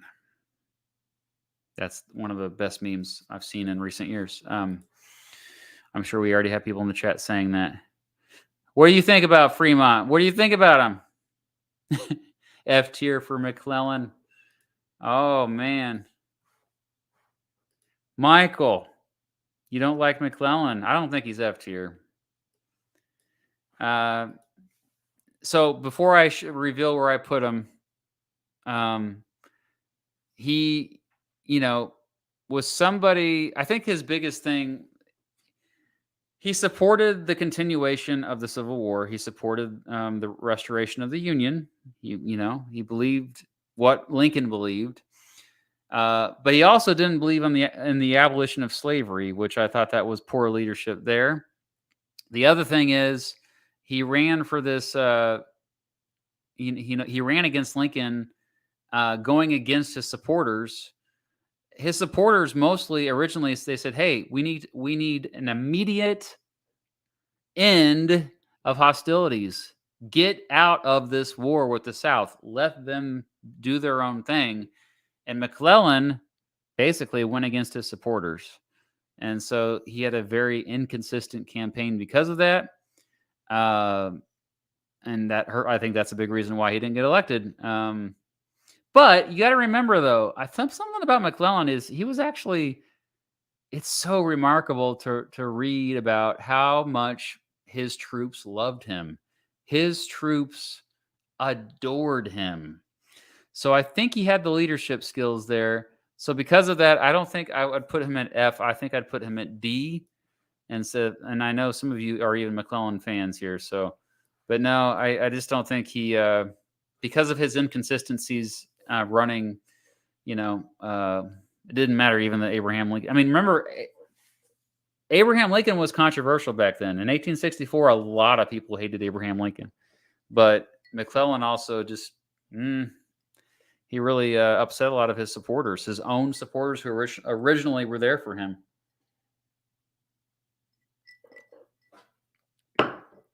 Okay, so we finally made it through the Civil War. Jump ahead to 1868 now. You got Ulysses Grant, the Republican, against Horatio Seymour, who is also one of those presidential candidates that, 5 years ago, I didn't know much about him. I liked his facial hair, but, on paper, he looks good. I didn't really have a strong opinion about him. But the more I learn about Horatio Seymour, the more I'm impressed with him. He definitely had integrity, lots of political experience, another good resume. But also, he didn't want to be president. He was one of those guys, and you know how I said this earlier. I'm biased to be supportive of candidates who really don't want to be president. To me, that's a sign that maybe you should be. If everyone around you is pressuring you into doing it. He was one of those guys. I mean, he was a Democrat, but he also supported the Union war effort. He criticized Lincoln for certain things, but he also was pretty pragmatic. I would say that he was one of those guys kind of similar to John Bell, but from the North. Oh, another governor of New York, by the way. Another governor of New York that lost a presidential election. But yeah, again, somebody who was willing to form coalitions and create compromises in order to keep the country moving forward. So, yeah, I mean, solid guy. I can't get too passionate about him, but we'll go ahead and we'll put him at B tier. Horatio. Also another cool name. What picture did I pick out for you? Yeah. There he is. Look at that facial hair. So C tier for Horatio. I go back and forth between B tier and C tier for him. What do you think? What do you think? Leave this up to the chat. What B tier or C tier for Horatio Seymour? I don't think you have strong opinions about. You think he would have messed up Reconstruction? I mean, he could have messed it up more than Andrew Johnson. Ulysses Grant was okay with Reconstruction. He was definitely really good with a couple things. Yeah. Fair point. I feel better about my decision to make him as a C tier. Okay. Thank you for the. Thank you so much. Fun time, bruh.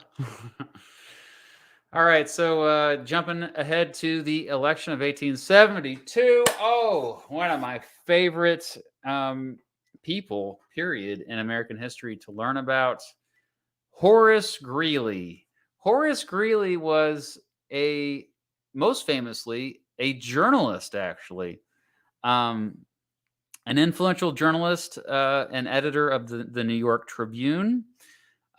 He tried politics. It didn't work out very well. He was only in the U.S. House for 3 months and then got nothing done, but got a lot of attention. He knew how to get attention, kind of like Marjorie Taylor Greene or Alexandria Ocasio-Cortez. They both get a lot of attention, but they don't necessarily create a lot of legislation. Greeley, though, man, had a fascinating story. He was a rags to riches fellow. He worked his way up in New Hampshire. He got involved with the Whig Party, helped William Henry Harrison get elected. And then, really, he kind of pushed the national narrative with so much in newspapers. The New York Tribune, under his leadership, became the highest circulated newspaper in the country, and people all over the country got it. The problem with him, always giving his opinions in these papers is that he always gave his opinions. And so everybody saw every opinion he had. And some of his opinions were out there. I won't go into all of them, but he did have fascinating beliefs as well. And that kind of, that's some of them were a bit eccentric. Actually, some speculated that he may have had Asperger's syndrome. So I found that interesting. But some kind of wacky beliefs. I like wacky beliefs sometimes, But overall, and then of course, he famously, after the election happened, but before inauguration, he died. So he actually died right after the election of 1872, which was, he still got a lot of the electoral votes despite him being dead. But they had to, figured that out. So anyway, I just think he overall, he was a pretty cool dude. I mean, I didn't agree with him on certain issues like prohibition. He called for temperance and prohibition. But a lot of issues, he was actually really ahead of his time. Maybe would have been a little bit too wacky to be in a leadership role, though. So I would probably, instead of having be A tier, B tier. And also great hair, a lot of great hair from this time, from 1870 to 1890, peak facial hair, and a time for American politicians, which is just really mostly white men, of course, obviously. All right, 1876, Tilden was robbed. Yeah, we have Rutherford Hayes versus Samuel Tilden, and the closest American presidential election in history.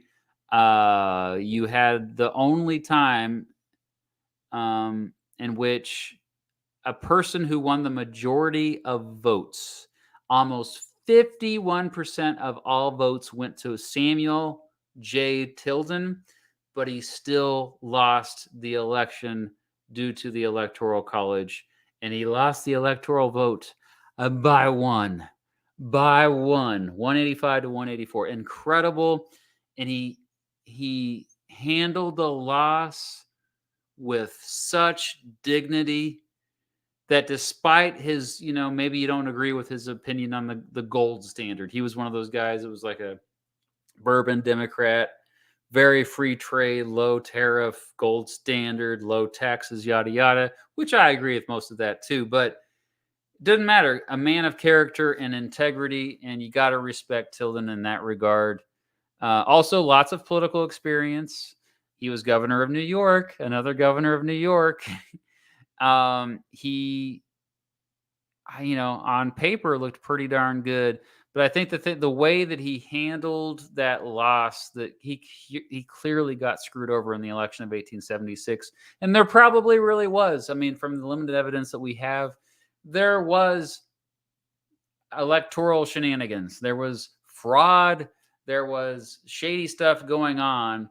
And he was like, in fact, a few years later, people try to get him to, the political machines try to get him to run again for president, and he turned them down. He ended up leaving politics altogether a few years later.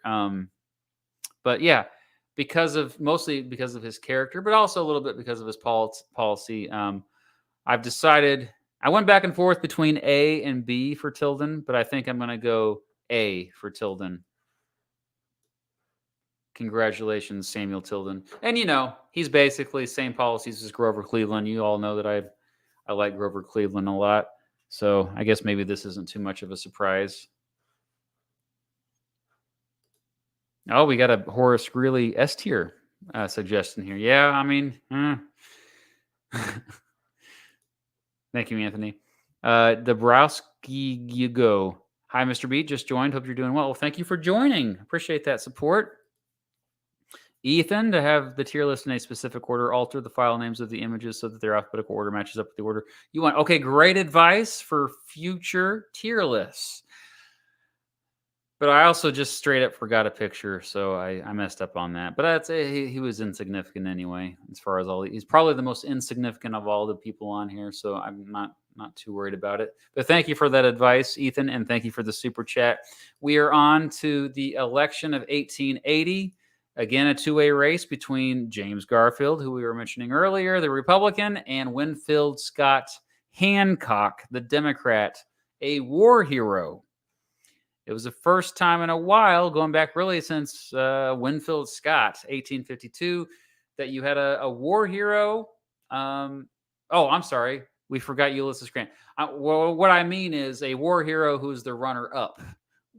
Ulysses Grant obviously was a war hero, but he won twice. So, but Winfield Scott Hancock was specifically a war hero at the Battle of Gettysburg.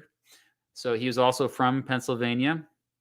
Somebody that no matter what your background was politically, or even like a lot of Southerners respected him because he had integrity, a great leader. I would say even in Reconstruction in the South afterwards, like he was somebody who still had good leadership. As far as my problems with Winfield Scott Hancock, he was a little bit too much a supporter of states' rights. I think he would have, at this point, Reconstruction was over anyway. That ended in 1877 officially.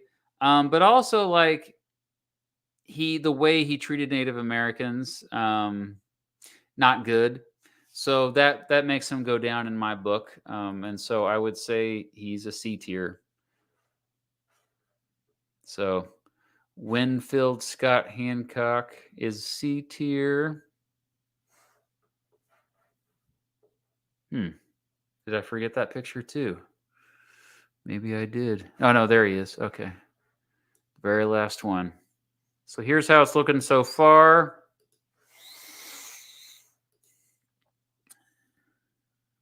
Yes, I'm doing more First Lady videos eventually. I'm sorry I haven't done more. Actually, I have a video coming in a couple months about every single woman who ran for president. That's going to be a good one. I hope it will be anyway. Maybe it's going to suck. I don't know. Okay, so we're up to the election of 1884, and James Blaine. I know I have some viewers who are James Blaine fans.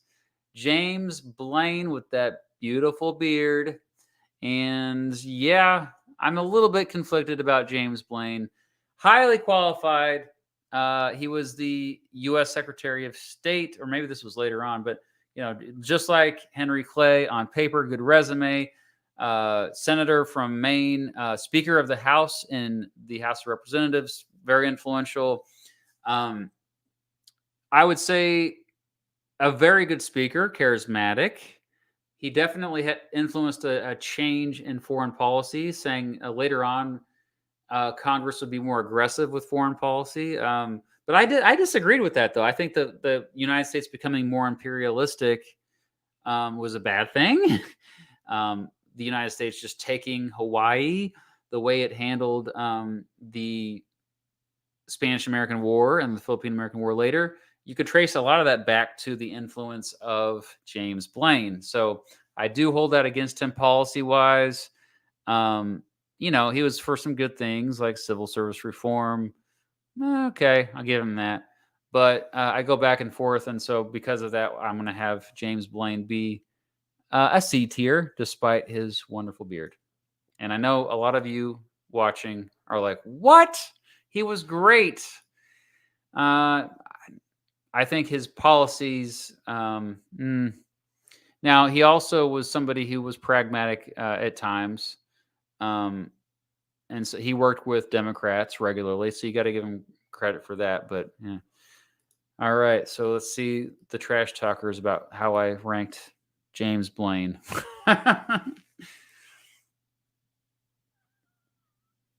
Oh, yeah, that's a great suggestion. I heard about that book. I actually tune into David Pakman from time to time.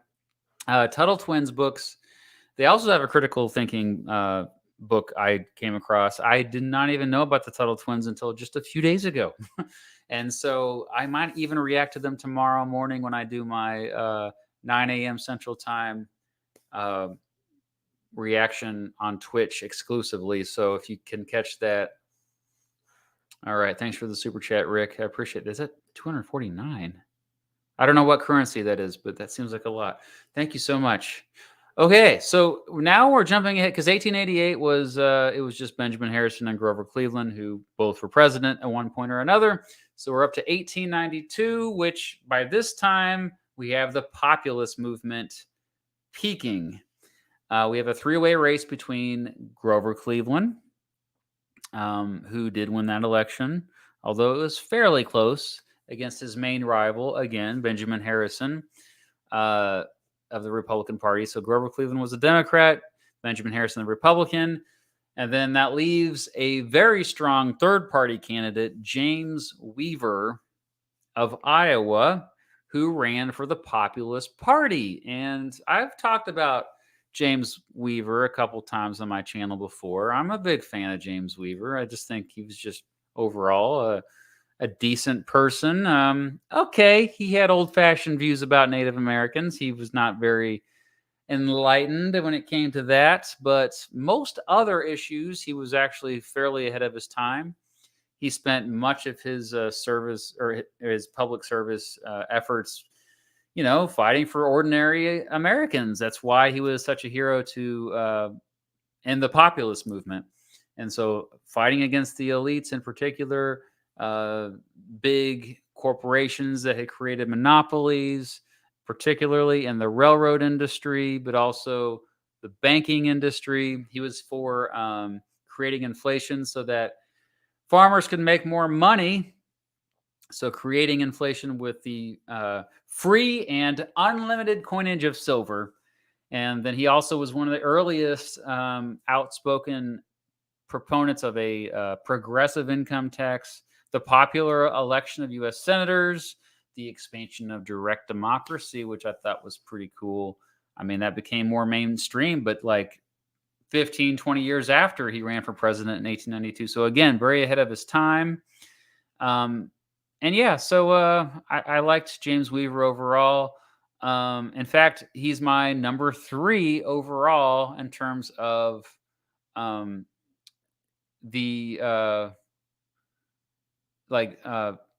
made a video about the top 10 failed U.S. presidential candidates in history. He was number 3. So he's number 3 overall, almost S tier, but still just A tier. So you already know who my 2 S tiers are by me saying that if you've seen my top 10 failed presidential candidates video, although I didn't include all more recent elections in that video. So maybe you don't, but I think you do. So anyway, James Weaver is A tier.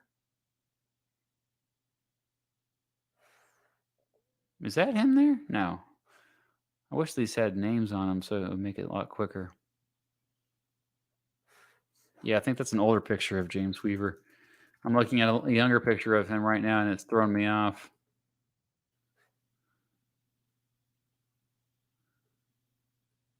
Yeah, that's an older picture of him. So I'm used to seeing him younger, but this is what he looked like in 1892. A tier for James Weaver of the Populist Party.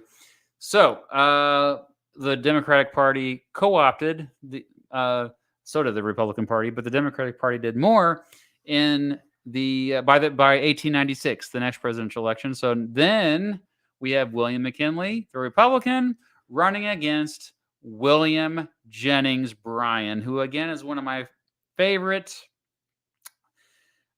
failed presidential candidates in American history. I went over he's my number 4 actually. So you already know he's going to be A tier as well. He ran for president, really 3 times. Some say technically 4 times. A tier though. He would have been a heck of a good president in my opinion. William Jennings Bryan was a congressman from Nebraska. Maybe, dare I say, the most charismatic politician of the 1800s, other than, I guess, maybe Abraham Lincoln. But yeah, just extremely charismatic. And he would have been, again, the youngest president in American history if he was elected in 1896. He ran for the Democrats three times officially, 1896, 1900, and 1908. And along with Henry Clay, the only person to never win a presidential election despite receiving electoral votes in three different elections. And this is, of course, after the 12th Amendment passed in the early 1800s. And then there was, of course, the third time he ran, there was the joke. He ran against William Howard Taft in 1908. And Taft supporters jokingly had a slogan that said, "Hey, vote for Taft now. You can vote for Bryan anytime." But yeah, it's not like he was power hungry. He was just really popular. Everybody kept talking him into running again and again and again. But he's one of the best examples we have of a true populist candidate, one who did whatever he could to represent the interests of ordinary folks. He was passionate, exciting. When you watched him speak, you just got fired up.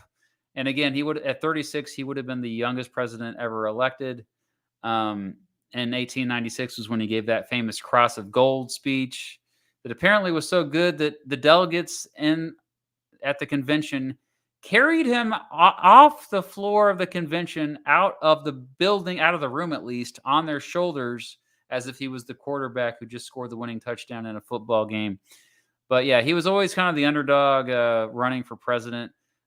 Policy-wise, he was against monopolies and imperialism, and I'm a big fan of that. So that's why he's so high on my tier list. William Jennings Bryan. I think a lot of you knew I was going to put him pretty high. Oh, Filipino pesos. Oh, great. All right. Nice. Represent Philippines. Speaking of anti-imperialism.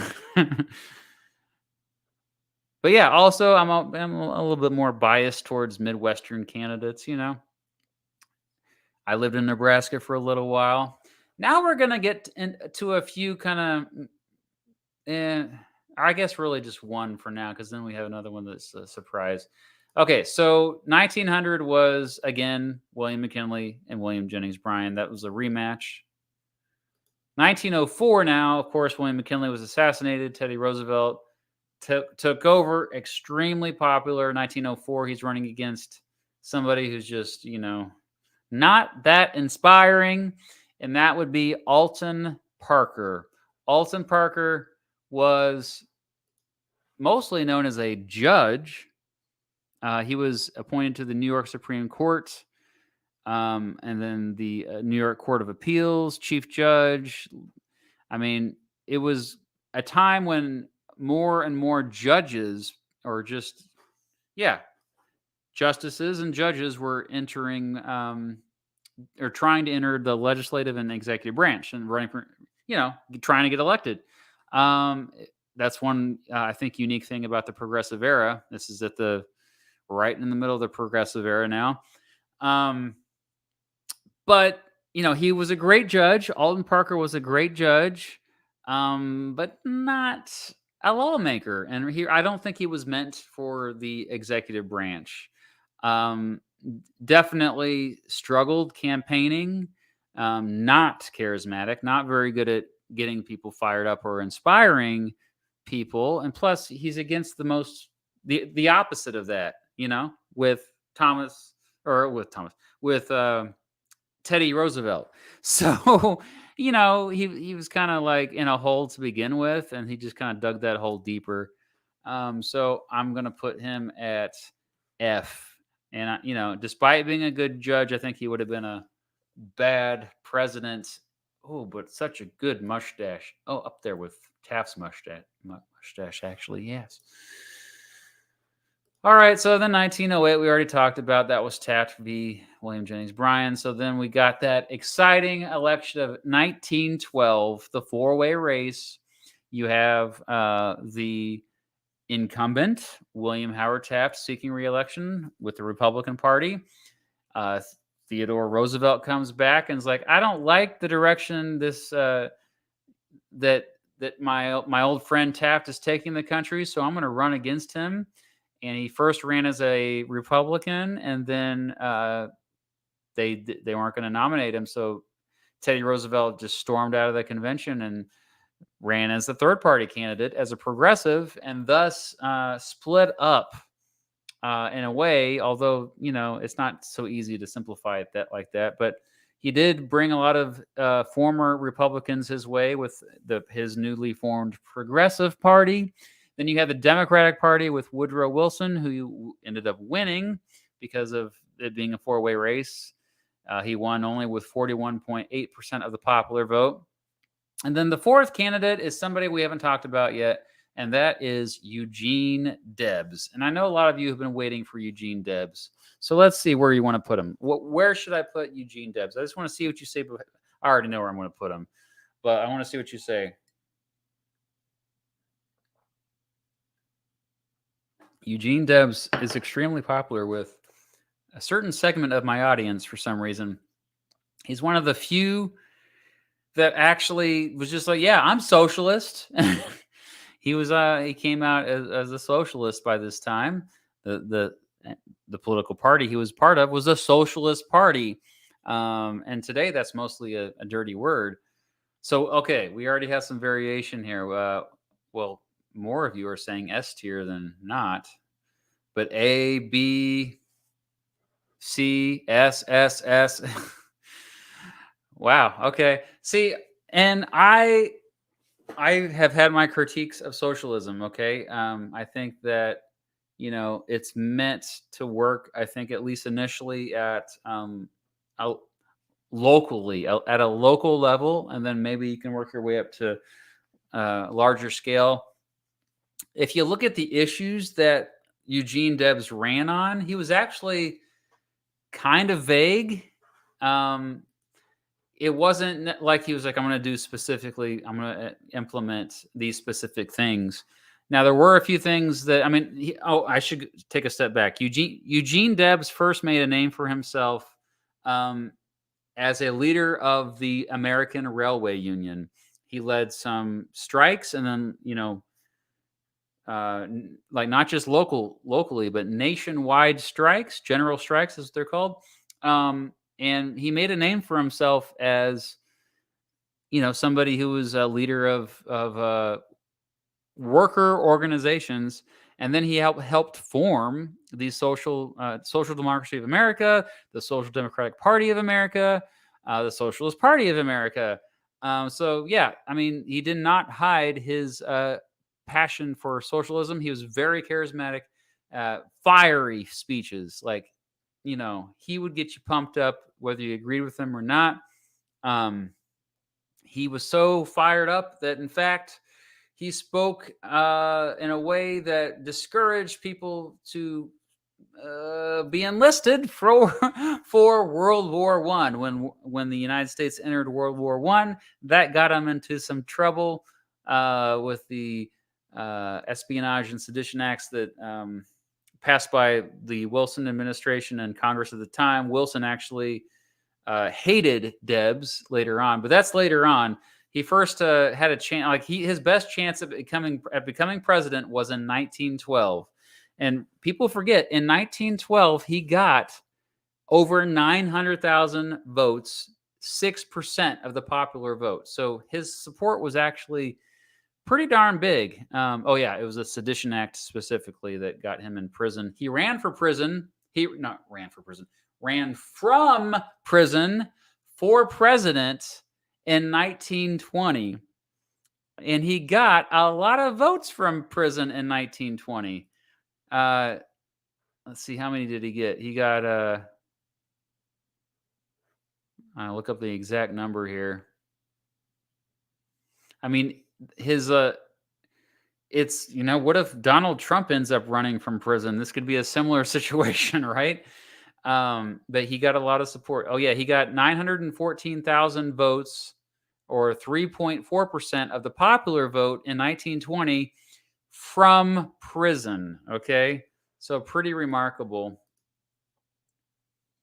But I just think overall, I think, he thought that public utilities should be nationalized. The government should have more role in certain things. I think a democratic socialist might be a more accurate way to describe him these days, as far as where he stood. So policy-wise, I agree with him on a lot of things. But yeah, I don't know if I can put him at too high because of some of the differences. Yeah, I'm probably just going to put him at a B. I'm sorry. I know a lot of you want him as S tier, but B tier for. I'm having doubts now myself, but yeah, Eugene Debs, because I do go back and forth sometimes. B tier for Eugene Debs. Definitely just a powerful force not to be reckoned with. You got to respect him. Oh, he actually was in Congress for one term, by the way. People forget that representing Indiana, a district in Indiana. Yeah, when he was a young man. Okay, so now we're up to another, I would say, mostly obscure, unknown presidential candidate. That would be Charles Evans Hughes. Ran against Woodrow Wilson in the election of 1916. He was a Republican, another judge and / justice, later Supreme Court justice.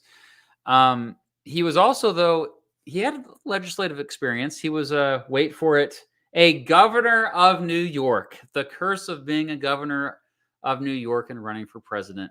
Maybe he should have never been governor of New York. He would have had more of a chance. But it was a closer race than you might think against Wilson. But Wilson, promised that, hey, I'm going to keep the United States out of World War I. Don't worry, vote for me. I'll keep you out of war. Well, he broke that promise, didn't he? But anyway, Charles Evans Hughes was later a Secretary of State with Harding later on, and Coolidge. He was somebody who was kind of boring, to be honest. Not glamorous at all, other than his style and beard. And outfits, I guess. Yeah. But he was a pragmatic leader. He was not ideological. Effective as a when he was governor, an effective leader. He was an associate justice for the Supreme Court, though, and stepped down to accept the nomination as Republican presidential candidate in 1916. So that's a rare thing when that happens. I mean, imagine if just name some. Brett Kavanaugh steps down from the Supreme Court to run for president in 2024. That'd be a similar situation. But I think he was solid. I think he would have been a solid president because of the fact that he was not pragmatic, or that he was not ideological and more pragmatic. He would have got probably a lot done. And he was probably the right man for the time too. With World War I, I mean, we probably still would have went to war, but so I think he would be a B tier, right next to Eugene Debs, actually. And that was the election of 1916. Now we're up to the election of 1920, and that's when we have Warren Harding and James Cox. Both have essentially very similar platforms. By this point, the Republican and Democratic Party have way more in common than they have differences. People forget that about the 1920s. They don't like to bring that up a whole lot, but that's what the progressive era did to politics in general in the first 2 decades of the 20th century. So James Cox was kind of meh, James Cox was governor of Ohio, former member of the Ohio House. Maybe a bit too corporate welfare-y and business friendly, listen too much to the special interests. But so did his opponent, Warren Harding, same way. He was actually for prohibition. That's a big strike for me, but so was Warren Harding. You had 2 choices in 1920 that I wish there was a better third party option in 1920, because that was the year that desperately needed it. James Cox wanted to lower corporate and income taxes. Okay, I can see corporate taxes and income taxes maybe a little bit, but come on now. And then as I would say, when I was researching for this stream, I came across, now this is apparently a famous book that I didn't even know about. It's called They Also Ran which might be where the term also ran came from, but it's about all these defeated presidential candidates. It's written by someone named Irving Stone. I recommend it. It's interesting. But anyway, Irving Stone says that Cox was actually superior in every way over Harding, and said that Cox would have made a much better president. And I think that's hindsight's 2020. We know all the scandals and corruption with Harding and his administration. But Irving Stone also argued there had never been a stronger case in the history of American presidential elections for the proposition that the better man lost. I found that pretty compelling. And so that's kind of, I was like, oh, maybe I need to rethink James Cox, because before that I was like, oh, I'm not really feeling him. So, he would have been a D probably before. He goes up to a C automatically just because of what I read about him from this Irving Stone guy in his book they also ran. So C tier for James Cox. Still no S tier. When is the first S tier coming? It's been 2 hours since we started. Okay, good. A lot of you agreed with that. Okay. All right.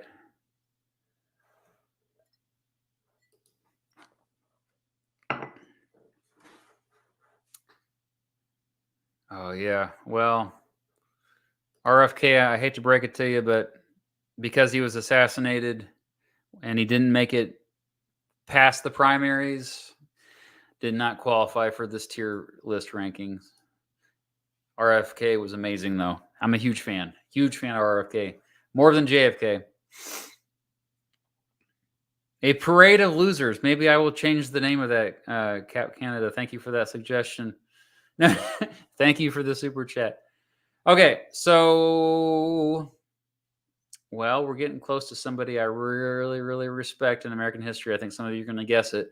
But first, we got John Davis, so we're at the election of 1924, which was actually a three-way race. 2 out of the 3 candidates were pretty good, okay, in my opinion. Calvin Coolidge, the incumbent, who, after Harding passed away in office, took over as president, fairly popular. So Calvin Coolidge for the Republican Party. Then we had John Davis, not the lead singer of Korn, but John W. Davis of West Virginia, representing the Democratic Party for the election of 1924. And again, kind of a meh candidate. He leaned to the right, kind of similar to Coolidge, but a mediocre politician, in my opinion. He represented West Virginia in the House, didn't really do anything significant there. I mean, I can't get over about John Davis is that, he lived a long life after. He lived several decades after this election, and he did argue a bunch of really important court cases, including Supreme Court cases. But I think most infamously, he was part of, he defended the separate but equal doctrine in those companion cases to Brown versus the Board of Education. So not good, John Davis. Somebody who was a little bit too cozy with states' rights and Jim Crow laws. So I did not like that about him. And, policy-wise is mainly why I'm against John Davis here. So I think he was actually, you could argue, more to the right of Calvin Coolidge even. So because of that, John is just a D tier. But you all know that there was somebody else that ran for president in 1924 because he thought that both Calvin Coolidge and John Davis were way to the right. And so that was Robert La Follette, Fighting Bob himself. And longtime viewers of my channel already know that I'm a big Fighting Bob fan. I've actually got some crap for that as well. But he was it's about his passions, man. He didn't always have the best solutions. He mostly did. But he made number 1 on my best 10 senators list. Number 1 on my best 10 governors list. And yeah, overall, he's, I think my number 2. He's still my number 2 a failed presidential candidate in American history of all time. I think he's an S tier. So Fighting Bob, and this, of course, this is shortly before he passed away. He actually died, I think, the next year or the 2 years later, maybe. I don't remember exactly when, but yeah, Fighting Bob is the first S tier. So Robert La Follette, just to review why I like Robert La Follette. He kind of kept the progressive era going. Like, don't forget about what we fought for. Keep fighting for it. He fought for monopolies. He fought for social welfare. He fought against imperialism. He was a big reason why child labor ended. He was big on expanding civil liberties, saving our freedoms, not letting the government control every aspect of our private lives. He fought against the exploitation of workers. He was always on the workers' side. A real trust buster, way more than Teddy Roosevelt ever was, way more than Taft was, he would have been, imagine what he could have done as president. Now, obviously, forget the fact that he died shortly after this anyway. He was somebody who would have really pushed things forward dramatically.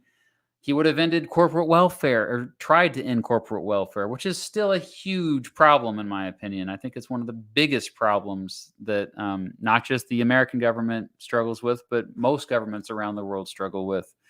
And again, his passion, he famously gave this 19-hour filibuster, the longest up to that point on the Senate floor. I could go on for a while actually about all of his policy positions that I agree with. He was always looking out for the underdog, always looking out for the forgotten.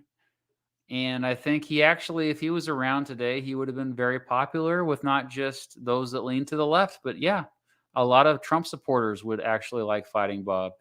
I think the closest thing we get to someone like him today is Bernie Sanders, but Bernie Sanders has got nothing on Robert La Follette. So what do you think? I think you're falling asleep in the chat. Oh, there we go. There's a fan. Prendle Poetry, thank you. Fighting Bob just visited his grave. S tier, yes. I assume he's buried in Wisconsin. I've never been to his gravesite. I need to go.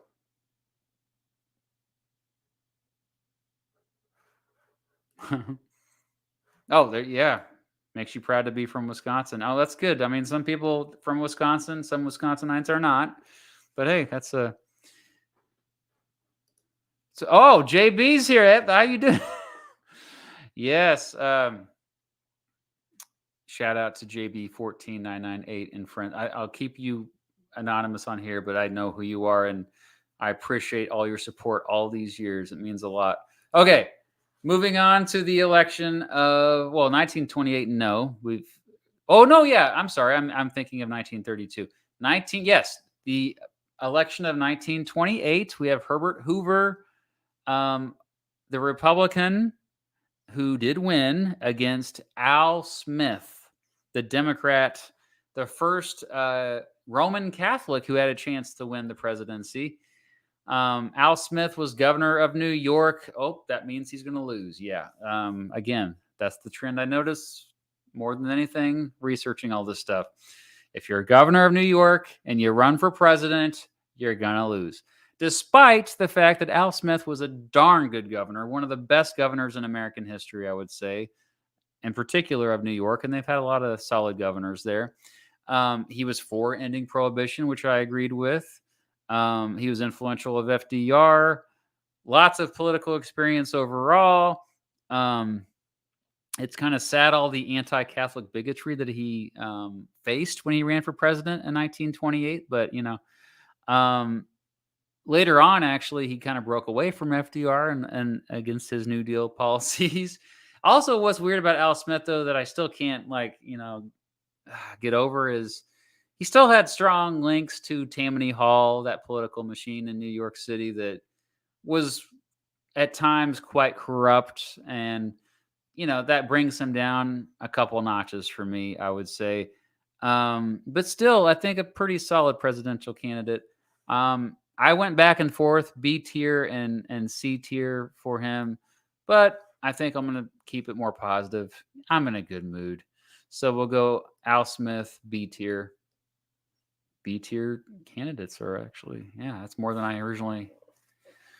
I think this has shifted already since I first started researching for this live stream. Okay. So then we're up to, 1932 was, Franklin Roosevelt, Herbert Hoover. Jump ahead to 1936. Oh, we've got our first big candidate from Kansas. Not just Kansas, but my hometown of Lawrence, Kansas. He actually went to my alma mater, the University of Kansas here in Lawrence, and that would be Alf Landon. Alf Landon was governor of Kansas. Before that, chairman of the Kansas Republican Party. Before that, he made a lot of money, became very rich as an oil man. I'm an oil man. And because of that, though, I think he was always a bit out of touch. He was always about like, oh, let's just reduce taxes and balance the budget. He was saying what Hoover was saying in 1929, but he was saying it in 1936. So, dude, you were out of touch. I know I'm from Kansas. You're from Kansas. Also, I should be biased for you because your daughter, Nancy Kassebaum, I'm talking to him as if he's still alive, but his daughter, Nancy Kassebaum, is still alive. Nancy Kassebaum is one of my favorite U.S. senators in American history. So I should be more pro Alf Landon. What's going on? But I just not that impressed with Alf Landon. I think I said in my how I would vote in every presidential election video that I would vote for Franklin Roosevelt because things seem to be going in the right direction. And I stand by that. Alf Landon, you just weren't a very good presidential candidate. Despite you being from my home state, you're D tier. Sorry, Alf. Any Alf fans out there? Yeah, he lived to be over 100, and guess what? His daughter is she's in her 90s. She's still going strong here in Kansas.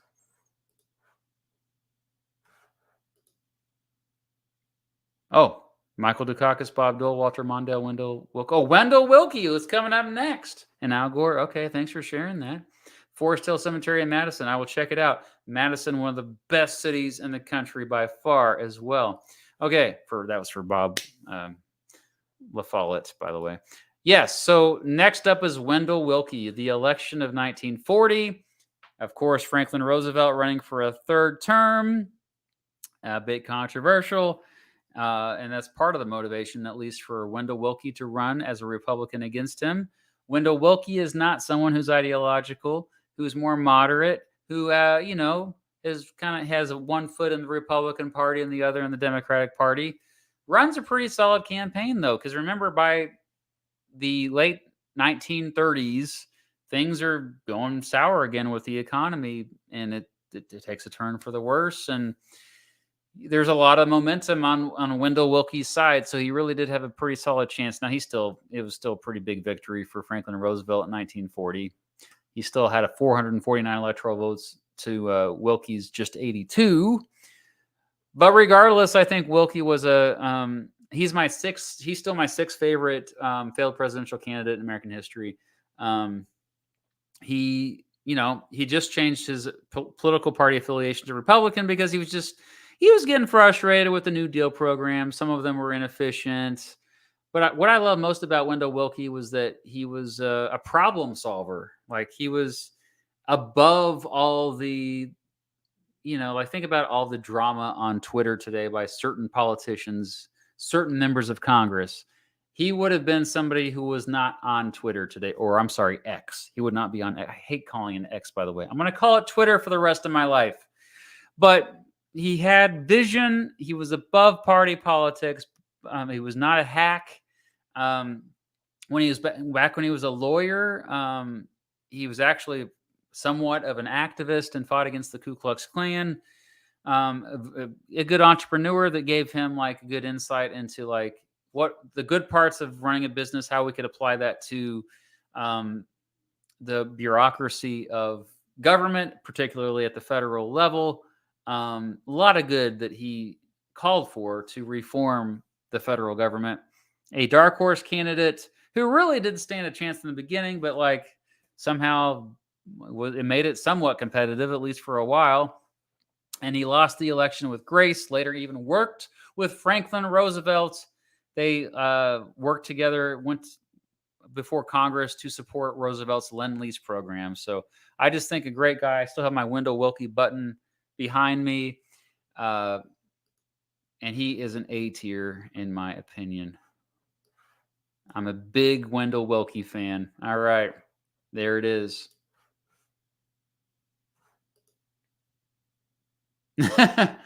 Yeah. Oh, man. I got to make so many videos about why places are named what they are. That's one of my goals in life.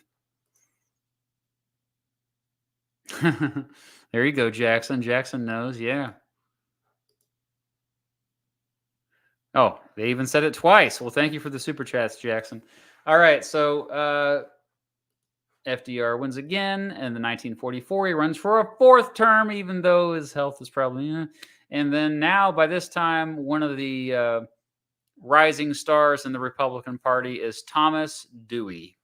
Now, Thomas Dewey, I've always had a conflicted opinion about him. He was someone who didn't really have charisma, wasn't really someone who gave these inspiring speeches, and wasn't able to unite different factions like so many others were able to.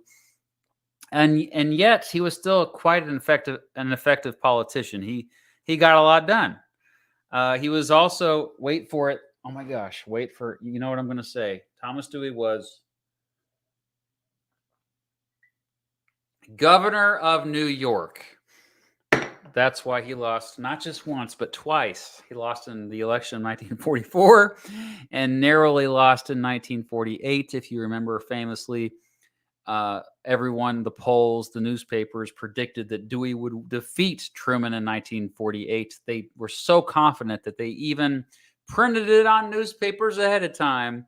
And Truman got a copy of those, and he had a picture of taken with one of them that said Dewey defeats Truman, and he just has this smile on his face, like, guess they shouldn't have done that.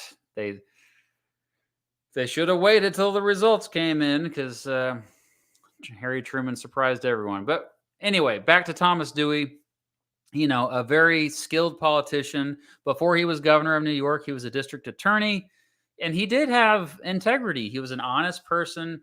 At times, though, just came across like Richard Nixon to me, who was somebody who was a little bit too power hungry, too pompous, too much of a micromanager, kind of just said what people wanted to hear because he wanted just to get into power. So that, you know, empty platitudes, opportunist a bit.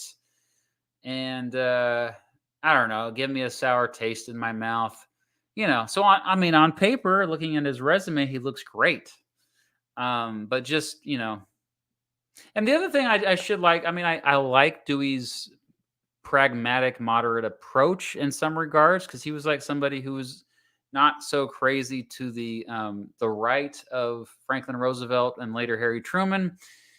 But at the same time, it's like, what do you stand for, man? We need to know somewhat what you stand for. And so a frustrating presidential candidate to me. And because of that, there's no way I can put him higher than C, but I went back and forth between C and D for him. So, but I think I'm still going to put him at C because of, on paper, he had all the right credentials. Okay.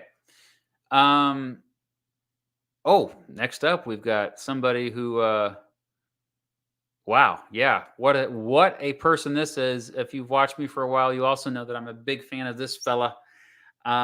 This person was vice president to Franklin Roosevelt for at least one term. He was also before that in Franklin Roosevelt's cabinet in various positions. The Board of Economic Warfare, Supply Priorities and Allocation Board, Secretary of Commerce, Secretary of Agriculture. if that last part might be the hint, he's somebody who knew a lot about agriculture, made a kind of a name for himself with his policies. Some of that was controversial that I don't necessarily agree with. But from Iowa, and just what makes me impressed with him more than anything was just how forward-thinking and open-minded he was. Just a good person as well. Didn't really stand much of a chance, but I had to include him on here. I had to stick him on this. But he ran for president in the election of 1948, one of my favorite presidential elections to look at. It was really more of a three-way race between Harry Truman, Thomas Dewey, and Strom Thurmond. But the fourth candidate who kind of somewhat had a chance was Henry Wallace, who one of these months or years I got to make a video about. So Henry Wallace, I think, would have been a wonderful president. I think he would have been one of the best presidents we ever had. If he Harry Truman worked out very well. But if Franklin Roosevelt decided to keep Henry Wallace as his Veep in 1944, we would have had a Henry Wallace as president. That's one of the great what ifs of American political history. And so I think he would have been great. I hesitate to have him an S tier, but he's at least an A tier for me, just because he was so forward thinking. He was so compassionate, had integrity, empathy more than anything. And who knows how World War II would have ended differently with him in there. I think it would have been better. But at the very least, there's a lot that we probably would have moved along much more quicker if he was in there. That said, we had some really good presidents, in the first half into the second half of the 20th century. We really did. You had Franklin Roosevelt, you had Harry Truman, you had Dwight Eisenhower, you had John F. Kennedy, all back to back to back. Some of the best presidents all at the same time. Henry Wallace was with that group. He would have been just as good, if not better. So, yeah. I love Jesse Ventura. I absolutely love that. He's a little crazy, but I love Jesse Ventura. Thank you for that, and I appreciate that. Leviticus Prime, thank you. I rewound so I could hear you do your oil man voice again. Yeah. That reference. Why does it sound like Sean Connery? Oh, like Sean Connery. No, I was trying to impersonate Daniel Day-Lewis in oh my gosh, what's the name of the movie? There Will Be Blood. There Will Be Blood. My impersonation of Daniel Day-Lewis's character, Daniel Plainview. That's his name. And There Will Be. That's what I was trying to do. I'm sorry. Okay. So now we are. We're still in the crazy election of 1948 that Harry Truman narrowly won. So also running that year was Strom Thurmond, a much younger Strom Thurmond than that I remember when I was a kid. Strom Thurmond was this ancient guy. He was the oldest serving senator in American history. He was 100 years old and still in the Senate. But in 1948, he was a young, charismatic dude. Strom Thurmond, he's another complicated figure in American history. He was a war hero. He actually landed in Normandy on D-Day, I believe, or at least shortly after D-Day. So a lot of people don't know that about Strom Thurmond. He was governor of South Carolina in 1948 when he ran for president. Later on, he'd be one of the most influential senators in American history. He was president pro tempore of the U.S. Senate at one point. However, he was also a segregationist. He was fine with the status quo in terms of institutional racism. He was racist himself, quite blatantly. And sometimes he would use language that was like, oh, maybe he's not so racist after all. But he was. The older he got, by the time he was, in his 70s and 80s and 90s, by the time when I was alive, he was not as racist. He moved to the left throughout his life. But regardless, in 1948, he left the Democratic Party because Truman desegregated the armed forces, and because Truman called for more desegregation. So the heck with that. Screw you, Strom Thurmond, for this. These horrible views. I'm just going to throw you an F tier for that. Despite you changing later on, I think you would have been a horrible president at that time in 1948. I'm very happy you didn't get in there. But a complicated guy. You gotta, okay. Oh, thank you, Salva. Hey man, I do your content. Keep up the good work. Thank you so much. Love your PFP. Noah was taken. Please be nice to Al Gore, Hillary, and McCain. Well, we're gonna get there soon. Thanks for sticking. I just almost said I've been doing this for so long. I said stanks, but thanks for sticking with me for so long. Oh, Harrison again. You're still here, Harrison. Thank you for sticking around so long. Which candidate would you rather have a beer with? That question that has swung so many moderate grass touchers in the last few decades. Yeah, that should be a video unto itself, shouldn't it? That should be a separate video. Yeah, I mean, because that was the big question in 2000 for sure with George W. Bush. I definitely would rather have a beer with him than Al Gore. Although these days I'd rather just have a coffee with... coffee would be better with Al Gore, more I think about it. Anyway, back to this. Okay, now we're up to 1952 and 1956 because we have rematches here. So Dwight Eisenhower running for the Republican Party in 1952 for the first time against Adlai Stevenson, the second of the Democratic Party.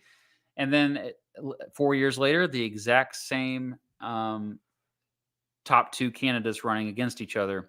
Both times, as you probably already know, Eisenhower fairly easily defeats Adlai Stevenson. But let's learn a little bit more about Adlai Stevenson before I reveal where I rank him. He's also an interesting dude. He did not want to run for president initially, but Harry Truman talked him into it. And the reason why Harry Truman thought he maybe had a good chance was because Stevenson was fairly moderate on civil rights, a little bit more hesitant to push things forward. Now, to me, that's a negative on you. But he was a skilled and effective leader, a very smart guy. In fact, that whole saying that calling someone a pinhead because they're so focused on academics instead of the real world or street smarts, that was attributed and started with people calling him a pinhead in the 1950s running for president. But anyway, governor of Illinois from Illinois. He was also the grandson of Adlai Stevenson I, who was the 23rd vice president of the United States. I would say one of the best governors in Illinois history. He kind of cracked down on corruption. He cracked down on the black markets that were going on, gang related. He improved state highways. There's a lot of good that came with his tenure as governor in Illinois. For that, I got to give him props. I just think he was a little bit too reserved on certain issues. And so that's why I'm not too impressed with Adlai Stevenson.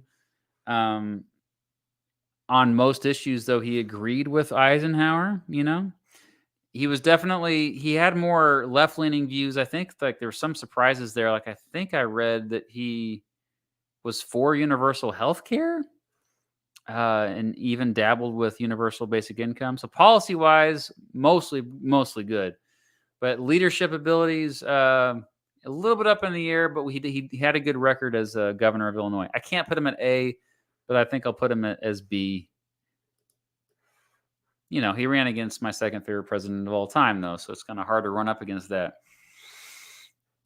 1960, that was two people that were president, JFK and Richard Nixon.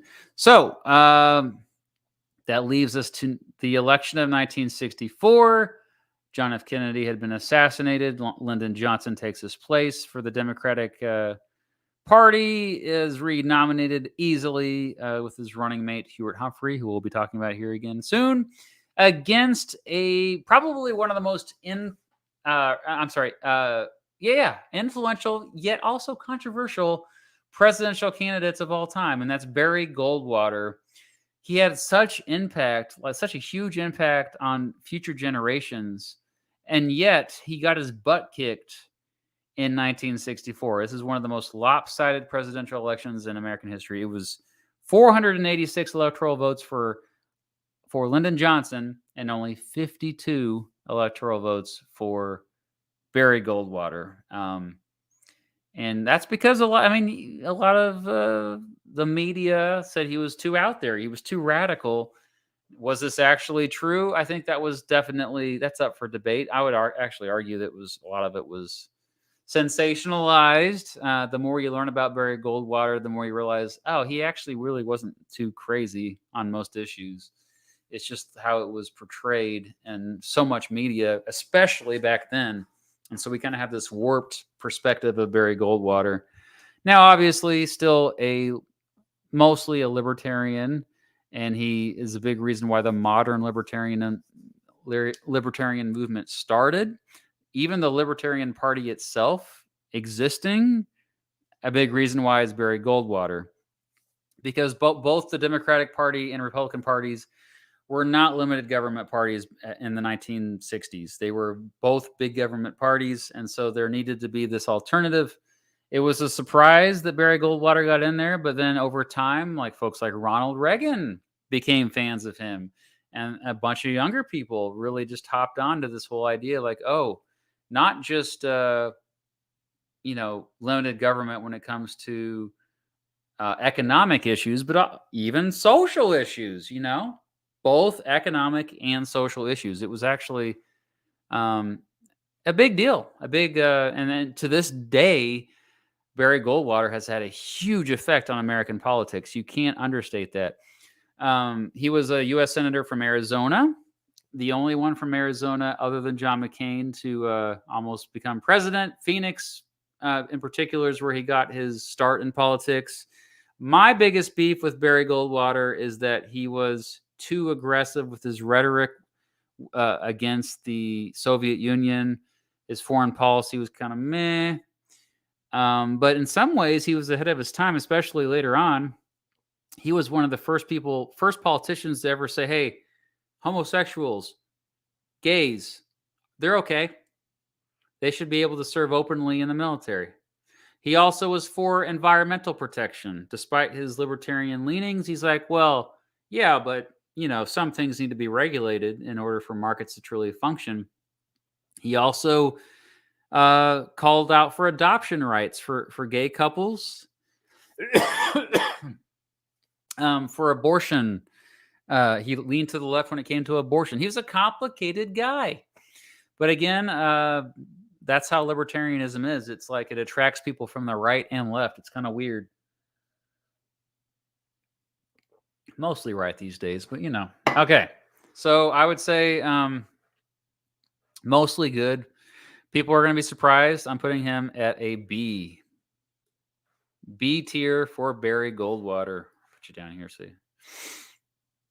All right. Any surprised by that? Probably some.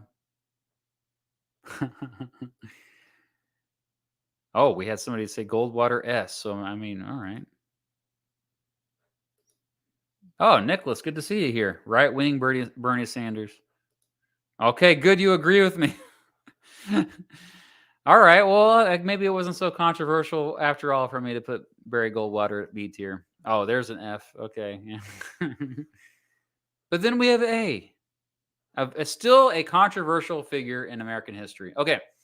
So that's 1964. Barry Goldwater gets his butt kicked. 1968 is a three-way race again. We have Richard Nixon, who is running for the second time after a short break, against Hubert Humphrey of the Democratic Party. Hubert Humphrey is another one's like, okay, kind of blah, nice guy, bad foreign policy. Yeah, he was all in for the Vietnam War. But on other issues, like domestic issues, similar to Lyndon Johnson, ahead of his time for supporting civil rights, a major force in the Democratic Party for civil rights, just making it something that was always something we thought about. He also called for national health insurance, universal health care, income tax reform. He was a big reason why the Peace Corps became a thing. Props for that. And a big reason why the Civil Rights Act passed to begin with and it got through the Senate. So you got to give respect to Hubert Humphrey for that. Not the most charismatic person, not the most inspiring person, in my opinion, every speech I've seen or heard of him. But again, a nice guy, kind of I think it just gives a lot of people a bad taste in his mouth, the Vietnam War, but also like the whole process in 1968. You had Robert Kennedy that was assassinated and would have been one of the best presidents in American history, in my opinion. You had others in there who were way to the left of Humphrey. Oh gosh, I'm blanking on his name right now. Oh my gosh, who's the other? Help me out in the chat here. Who was the other that kind of took oh my gosh, I'm blanking on his name.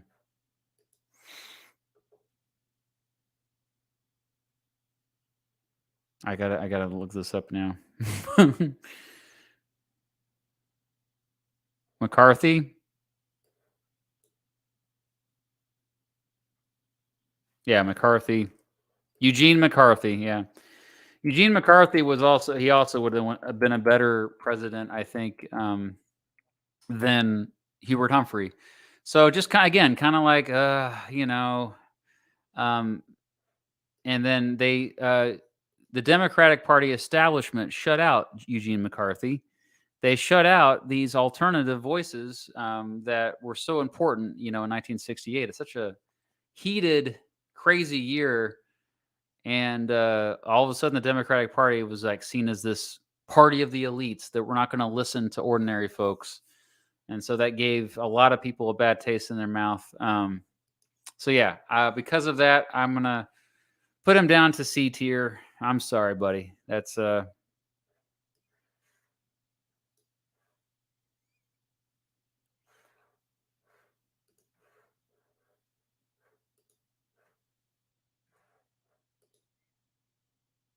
he was a happy warrior.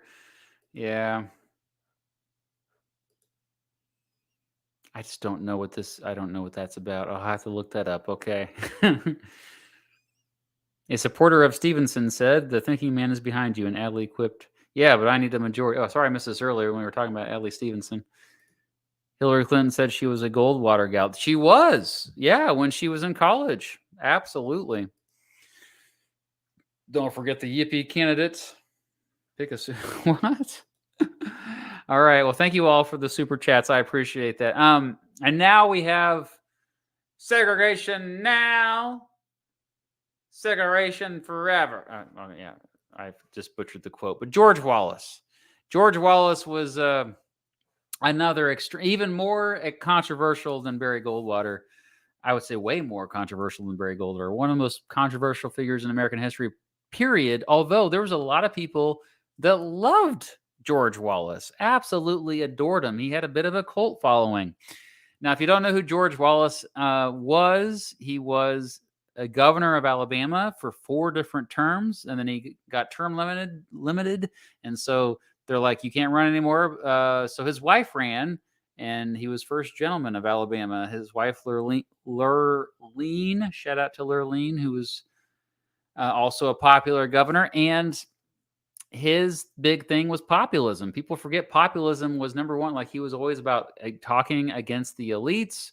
And then he kind of just fell into this issue of becoming like the most famous or infamous segregationist in the country.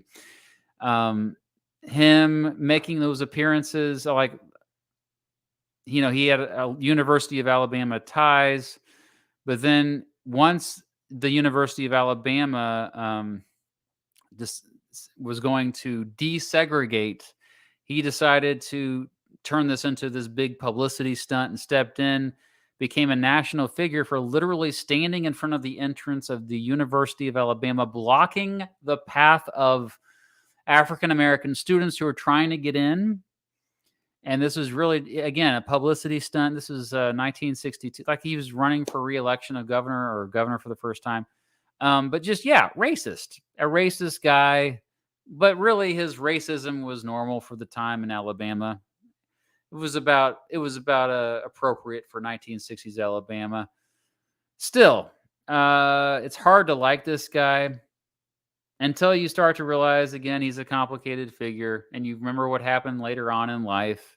He ran for president actually multiple times. 1968 was the closest he got to the presidency, but he also ran in 1972, and it was in 1972 that there was an assassination attempt on him. He got shot. It did not kill him, but it made him paralyzed from the waist down. He was in a wheelchair the rest of his life. And he actually he stayed in politics after that. But he actually changed his views on segregation after that. He became much less racist, and he actually hired African Americans to his staff, and he worked with them, and he actually tried to redeem himself and moderated his views on a lot of things. So a complicated figure, but we don't know that in 1968. And a lot of what he's running on is just like, fear mongering and demonization of African Americans. And so it's just hard to get past that. So I'm going to put him in F tier. But don't forget, he's more than just the segregationist. It's more complicated than that. So I hate to just sometimes oversimplify some of this stuff. Okay. So now we're on to 1972. And again, one of the most lopsided victories in presidential election history, American presidential election history. That was when Richard Nixon destroyed George McGovern. So he, in re-election, it was a re-election for Nixon for a second term. He got not only 520 electoral votes, but almost 61% of the popular vote. His opponent, the Democrat George McGovern, only got 37.5% of the popular vote and 17 electoral votes. So I feel that George McGovern is somebody who is underrated in American history. Sure, okay, I'll grant you maybe he was a little bit out of touch. His campaign was not the best. His speeches were oftentimes not effective at all. So yeah, most historians say he ran a bad campaign against Nixon, but really the odds were stacked against him in 1972. Remember, this is before Watergate. This is before we knew a lot about the shadiness of Nixon. Now the Pentagon Papers isn't in the news, so yeah, there's that. But that didn't get quite the attention that you would think that it does today. Like, we all know about the Pentagon Papers today, and how Nixon was covering stuff up regarding the Vietnam War. A lot of people kind of didn't know that stuff back then. And the economy was getting better in some ways, and things were looking up because, oh, hey, we're getting out of Vietnam. We're de-escalating finally and all this. And they kind of looked the other way, most Americans. Plus, Americans were freaking out about the social unrest of the late 1960s. They wanted stability. They wanted a return to law and order, whether that be real or not. It was just like the perception of law and order. So the odds were stacked against McGovern. Although McGovern, people forget, he had a great resume as well. It wasn't that he was inexperienced. I mean, he was not only was he a popular senator in South Dakota, he was a World War II hero. People forget that he was a World War II hero. Volunteered for the Army. Was a pilot. He flew 35 missions into German-occupied Europe. He saved his crew after his plane went emergency landing of his plane. He was a war hero. But also, he was very outspoken against the Vietnam War. And then, like, just his running mate had some issues too. I mean, today a lot of this stuff seems so tame, but his running mate Thomas Eagleton, there was some drama there and all this, and I don't want to get into it, but it just seems like what I need to make a video about this, because like George McGovern really didn't seem to be that bad of a candidate. You know, it's just, I think it was the circumstances of the time. You know, so I don't know. I just think he was a good dude, and it's a shame what happened to McGovern. So I'm going to put him in A tier. I don't even care. I don't even care. McGovern goes to A. What you gonna do about that, huh? What you gonna do about that? What are we thinking in the chat here? L opinion, B tier. Yeah, exactly. John knows. Thomas Eagleton got. I mean, like it's just the times back then. You know, today would not be an issue.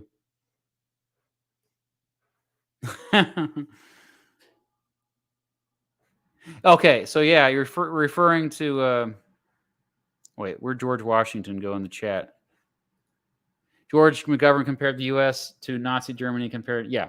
So what holds him back is he said some stupid things in some speeches. He misspoke sometimes, you know. That's what. But if you actually look at his policies, if you look at who he was as a human being, I mean, yeah, he got frustrated at the end of his campaign. Maybe he lost his temper a couple times, but I don't know. I just think he got a bad rep. The more I learn about George McGovern, I'm just like, what is going on? Why does everyone hate George McGovern? So that needs to change. All right. Next up, we are jumping ahead to the election of 1980. It's a three-way race, actually. People forget that it's a three-way race. It's not just Ronald Reagan and Jimmy Carter. There's a third-party candidate, and that is John Anderson, who's really not running for a third party. He's running as an independent. So if you watched my top 10 failed U.S. presidential candidates video, you already know where I stand about John Anderson. Most people have no clue who this guy is. John Anderson was, for 20 years, a congressman for the 16th district of Illinois, the most powerful candidate with the most boring name. But if I know I just said George McGovern was underrated, who's way more underrated? I was going to say freaking Anderson, but it's really John B. Anderson. He was a Republican most of his life, but he saw the direction the Republican Party was going, and he didn't like it, particularly with the following of Ronald Reagan, and that's why he left the Republican Party and ran as an independent, but a pretty moderate guy. He pushed, throughout his time in Congress, pushed for legislation that increased equality, like that went above party politics, that was pragmatic. President Gerald Ford once said about John Anderson, quote, "He's the smartest guy in Congress, but he insists on voting his conscience instead of party." That's a powerful quote for me. I will always remember that about him. He took all the best ideas from both the Republican and Democratic Party at the time. He was a realist. He was somebody that worked with whoever wanted to work with him. Let's form a coalition to get stuff done. His big proposal while running wasn't really that exciting. It was just, he wanted to cut Social Security taxes, but raise the gas tax in order to reduce dependence on cars and help the environment. But it's just one example of, like, you know, that he was trying to, like, take the best ideas from everywhere and then kind of like put them all together. There's a lot of specific issues that even if you disagree with him, you're just like, but his rationale is so good that, man, if you want to ever look up all his policy positions, he released a 317-page comprehensive platform when he ran in 1980 I'm sure you can still find it online somewhere. I probably have a copy on my hard drive somewhere that I could send to you in a PDF form. But it was really just full of nuance. And honestly, he's just way too rational for Washington, D.C. and for Congress. I mean, he's kind of like the anti-politician. And because of that, of course, never stood a chance. Got 6.6% of the popular vote, no electoral votes in 1980.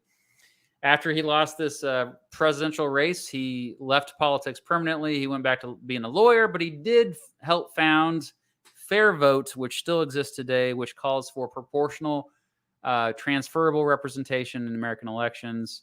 They, in particular, are for ranked choice voting, which, I'm not quite as strong on anymore. But still, despite my constant crying for like, hey, check out this guy named John Anderson, hardly anybody knows about him. So I'm still trying to spread the word about him. And one of these days, I'm going to make a full video about him. It will not get very many views. Maybe that's why I haven't made it yet. But John Anderson is S tier, baby. He's the best presidential candidate who never got the presidency in American history.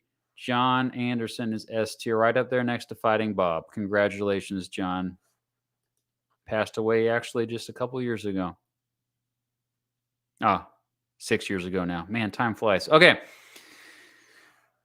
You all knew I was going to do John Anderson. If you've been watching my channel for a while. As S tier.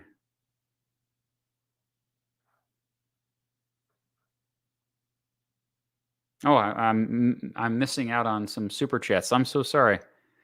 Andrew, thank you. As a teacher looking, do you think Nixon taking the country off the gold standard and switching from Keynesian to a supply side was consequential to today? I used to think definitely yes. I have since changed my opinion on that. I don't think it was quite as big a deal as I originally thought. I have a much more nuanced opinion on it. I do think it had an effect, but long story short, because the U.S. dollar is the reserve currency generally of the entire world, it's the most respected currency. I think that getting off the gold standard doesn't mean as much, especially when you're looking at other economic indicators. That's just one economic indicator to look at when you're judging an economy. I hope that makes sense what I just said. Casey, thank you. Is there a reason Harry Byrd wasn't included? Harry Byrd? Because he got that one electoral vote or that once. Yeah, I never had a chance to win, so that's why I didn't include him. Sorry about that. I say F tier now, F tier. That's what the quote I was trying to remember earlier. Segregation now, segregation tomorrow, segregation forever. That was what he famously was.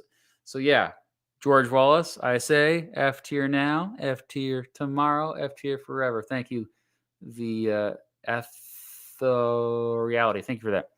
And Prendel Poetry again. Thank you. Just do yourself a favor and look up. Okay, I will. Thank you, Jackson again. John Anderson and Goldwater have a lot of similarity in how they both shifted leftward to embrace positions ahead of their time. Bingo. Jackson gets it. I love these comments from Jackson. Yes. Alex. Oh, I know you didn't like where I placed some of these. Thank you for the super chat. I appreciate that. Imagine if Reagan's team hadn't interfered to stop the release of hostages before the election. Oh, I know. And a lot of that was like, there was some shady stuff that went down. We only recently realized it or found out about it. And Anderson dropped out in exchange for replacing Mondale on Carter's ticket. Carter could have won. You are onto something there, Alex. That's totally. Oh, Michael, thank you for the super chat. Kevin on the Wonder Years supported McGovern. Oh, I forgot about that. I've seen every episode of the Wonder Years. I should remember that, but interesting. Great show. If you've never seen it, check out the Wonder Years. All right. Well, thank you all for the super chats. We're moving on here. Now we're on to the election of 1984. And I used to think this is one of the nicest guys in American history in terms of whoever was in politics. Then I had a really lengthy email from some random person who got me rethinking it because they had a personal encounter with him. But, I still think he was a nice guy. Walter Mondale from Minnesota again.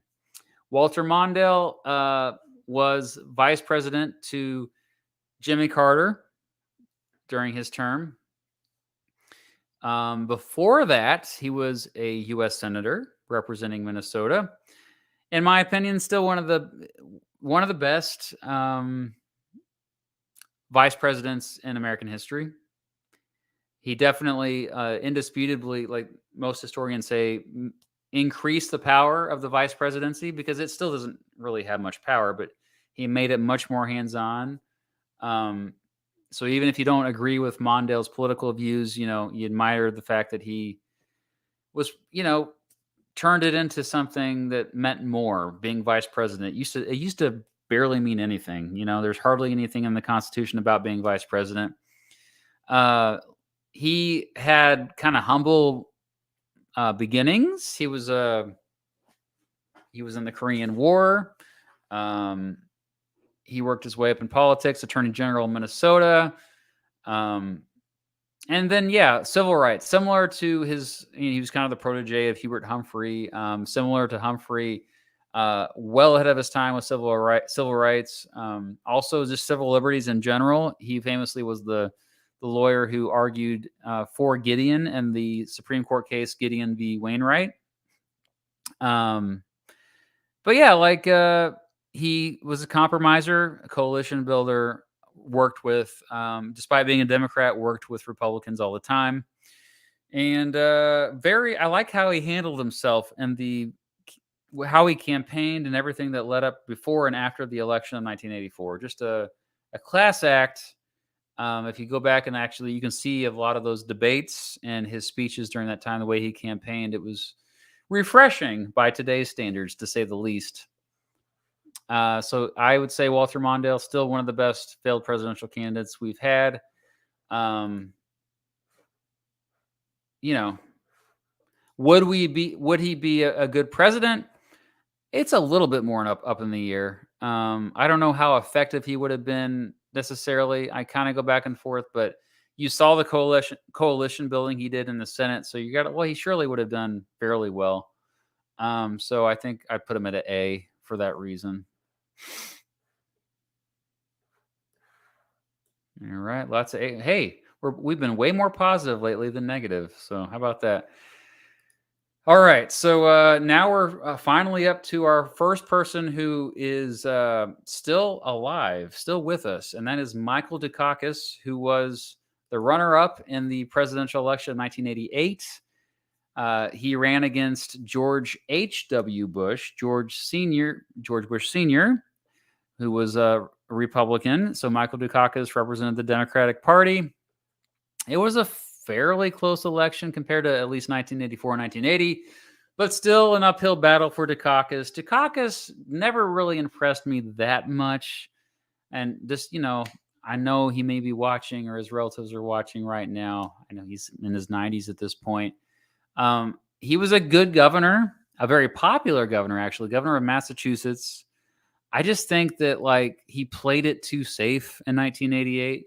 He had a bunch of empty platitudes, didn't really stand for too much. He appeared way too weak on a lot of things. And I just feel like maybe he would have been better than I expect. But if you just base it on the way he campaigned, it wasn't doing it for me. I don't know. I just, it's not like I was a big George H.W. Bush fan. I was alive during this time too, by the way. But okay, Dukakis, what do you got for me? So, I don't know if anyone has any good arguments in the chat, but I just can't find anything compelling compelling evidence that he would have really done much different than George H.W. Bush did. And the things that he did disagree about with Bush Sr., I disagree with. So I would probably put him down as a C tier for Dukakis. And of course, you're forgetting the meme basically of him in a tank. Just search Michael Dukakis in a tank. He was trying to appear big and tough because of the perception of him being a weak candidate. And so he decided to do a photo op with him in a tank. And that actually backfired tremendously. Poor guy. But he's still alive with us. A good person. Just, I don't know if he would have been that effective as a president. In this era, boomers had around 20% of the country's wealth as adults, with class inequality worsening for every generation. Is there a breaking point soon? Andrew Aslam, thank you for the super chat. Absolutely. We're going to be seeing that breaking point very soon. About 50% of Congress currently is a baby boomer. And so we are overdue for kind of this big shift. I think we're going to actually see a lot of change politically. And it's not going to be just people on the left. I think you're going to see people on the right join forces with people on the left when it comes to economic issues. I really do predict that. We're going to see something similar to probably the populist movement of the 1880s, 1890s. That's what I think we would compare it to. Because, there's a lot of parallels there with the extreme wealth inequality, this distrust of the so-called elites in both Washington, D.C., but also on Wall Street and with big multinational corporations. So, yeah. Andrew again, man, thank you again. Walter Mondale S. Thierry, also he was protege of Hubert Humphrey. Yep, you bet you was. Leviticus Prime again, thank you. There are still too many people in this country who think that Barry Goldwater was a racist when he wasn't. That is true. He was actually probably ahead of his time when it came to racism. He was very open-minded when it came. It's just, again, it's the media of the time demonized him so much. I'm glad that you recognize that. Alex, again, fun fact. Thank you so much, Alex, by the way. Fun fact, Dukakis almost became a U.S. Senator. He was considered as a potential appointee after Ted Kennedy died. I must have forgot about that. Thanks for bringing it to our attention, Alex. I love the fun facts. Angus, thank you. 3 out of 7 election losers from 88 to 12 are from Massachusetts. Yes, a preview of what's to come as well. Massachusetts didn't do so well. It's another part of the Kennedy curse, isn't it?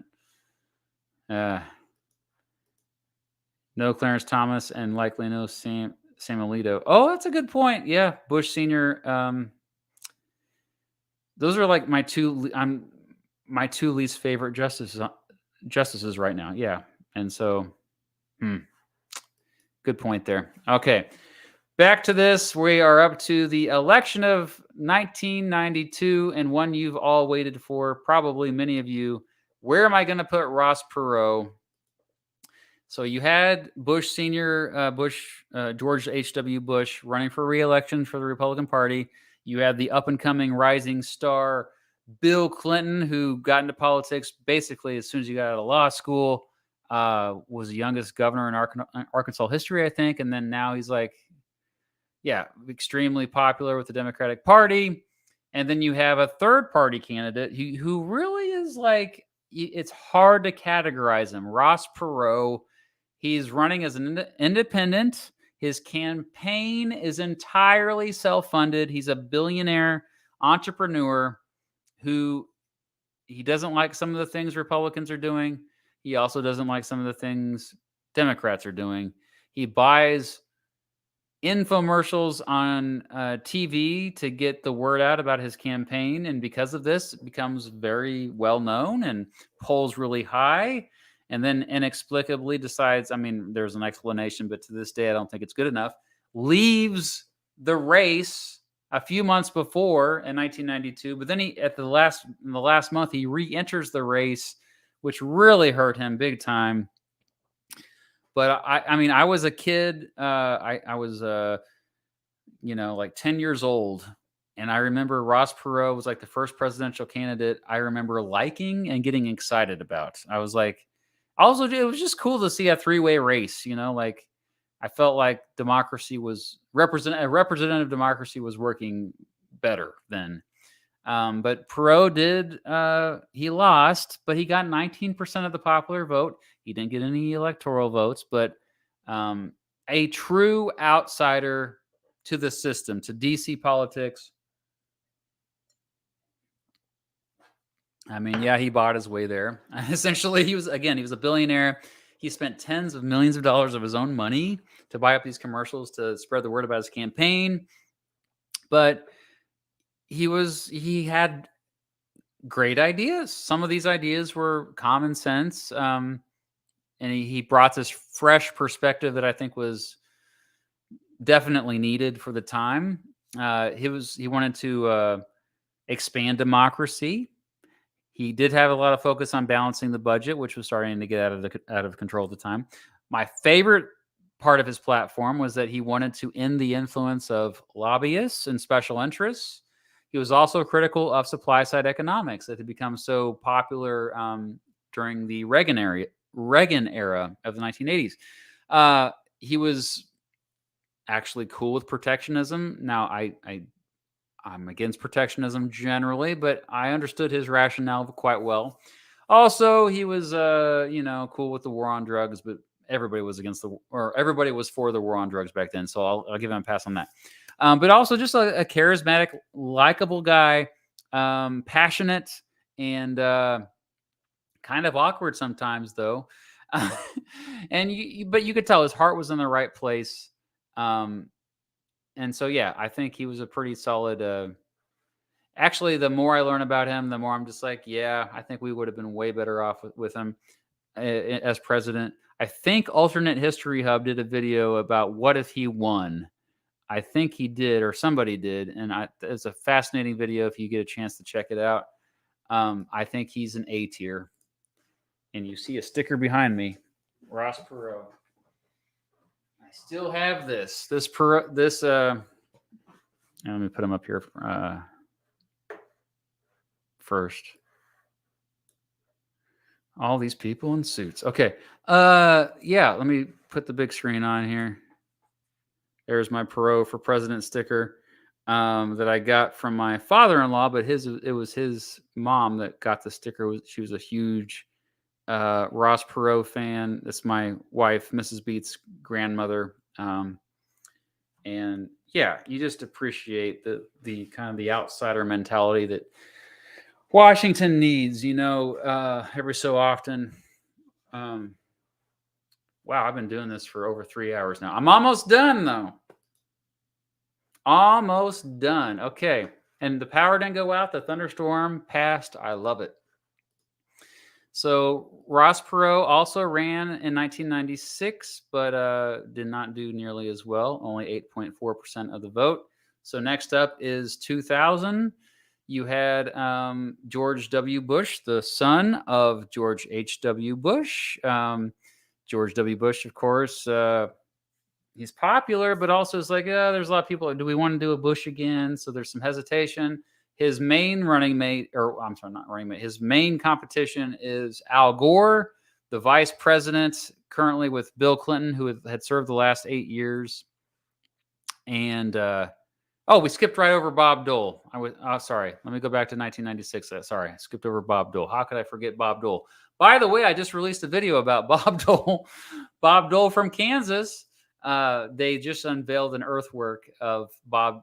Stan Hurd created the earthwork of Bob Dole at the Dole Institute of Politics here in Lawrence. I live like really close to it. We took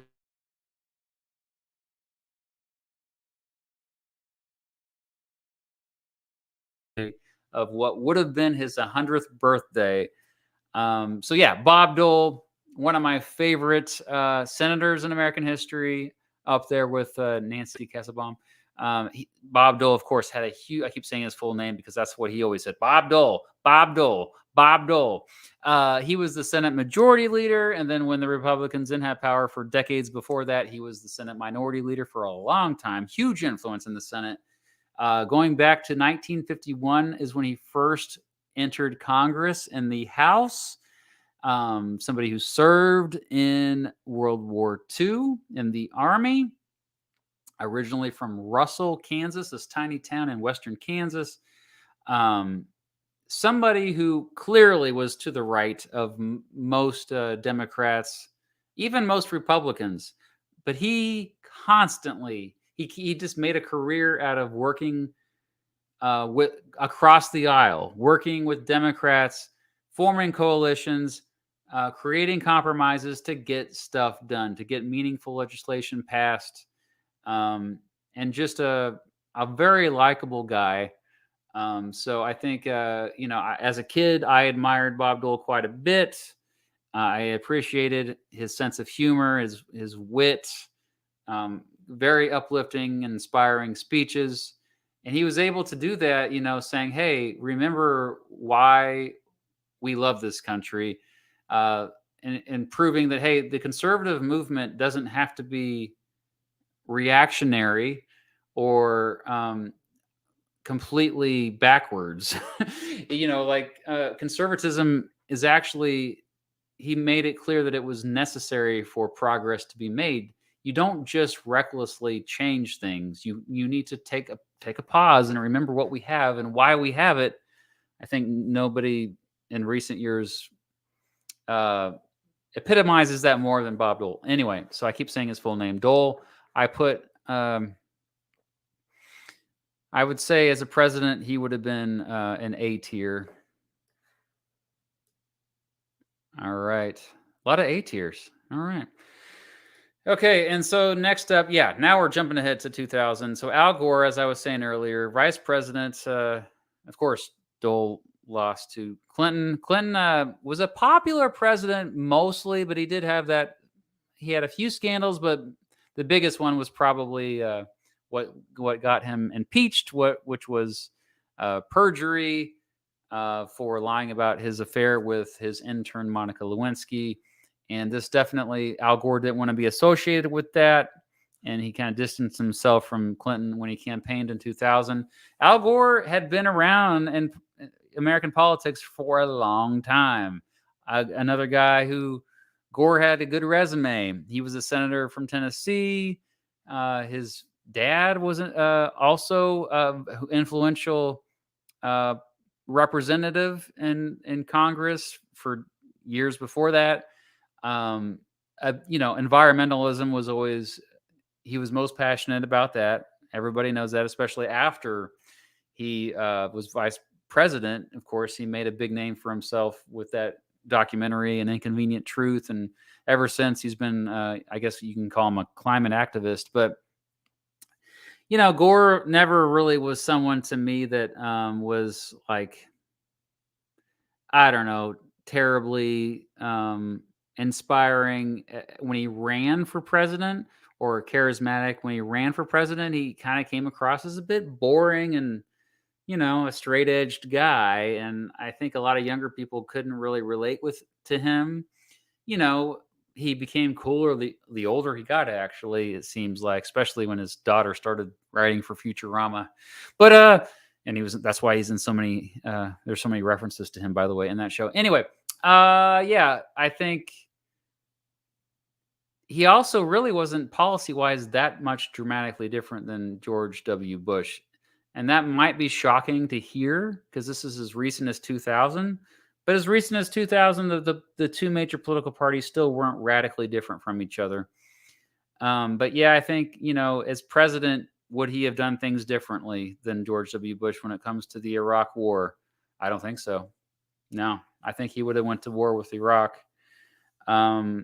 Would have handled the recession differently? I don't think so. I think a lot of the same things would have still happened. Katrina, would that be handled differently? Yeah. So I think he would have had the edge over it. But still, I don't think people they like to put Gore up on this pedestal. Now, obviously, climate change is the biggest issue that we probably would have seen, but I think his power would have been limited with, Congress is really up to that. I mean, he could have been the bully pulpit type president like Teddy Roosevelt and said, hey, you're going to pass this legislation. We're going to stay here till we get this done. I don't think he would have done that. I don't think he really, he just does not come across as like this really powerful leader. So I think he's a C. I'm sorry. He's just a C. Al Gore is a C. I don't think much would have actually gotten done if he was in there as president. Now, I hesitate. I might put him as B. I go back and forth, B and C. I'm sure some of you are like, whoa, you should put him in A. But, and I know it's easy to say, oh, look how much better direction this country would have gone if he was in there instead of George W. Bush. You're not thinking clearly, okay? Let's see some of the comments. Man, bear, pig. True. That's true. I think so. I already think he's one of the worst justices in American history. A billionaire who opposed lobbyists? Well, I know, right? Ross Perot deserves his own Perot tier above S. It's a solid movie. Yeah. I own a copy of Eric Foner's Reconstruction. It's right behind me. You believe me. Anyway, it's one of my favorite books. I recommend it. Any good history reading recommendations? I have a link that to a bunch of books that I usually share in the description of the video, and I'll put that in the link of this video. The Alf Landon. I missed a lot of comments here. Sorry about that.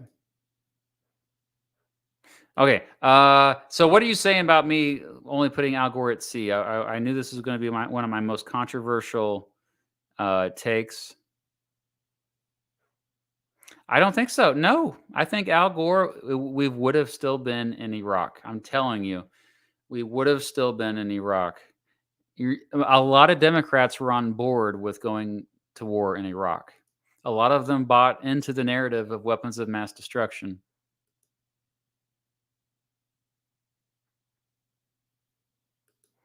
Yeah.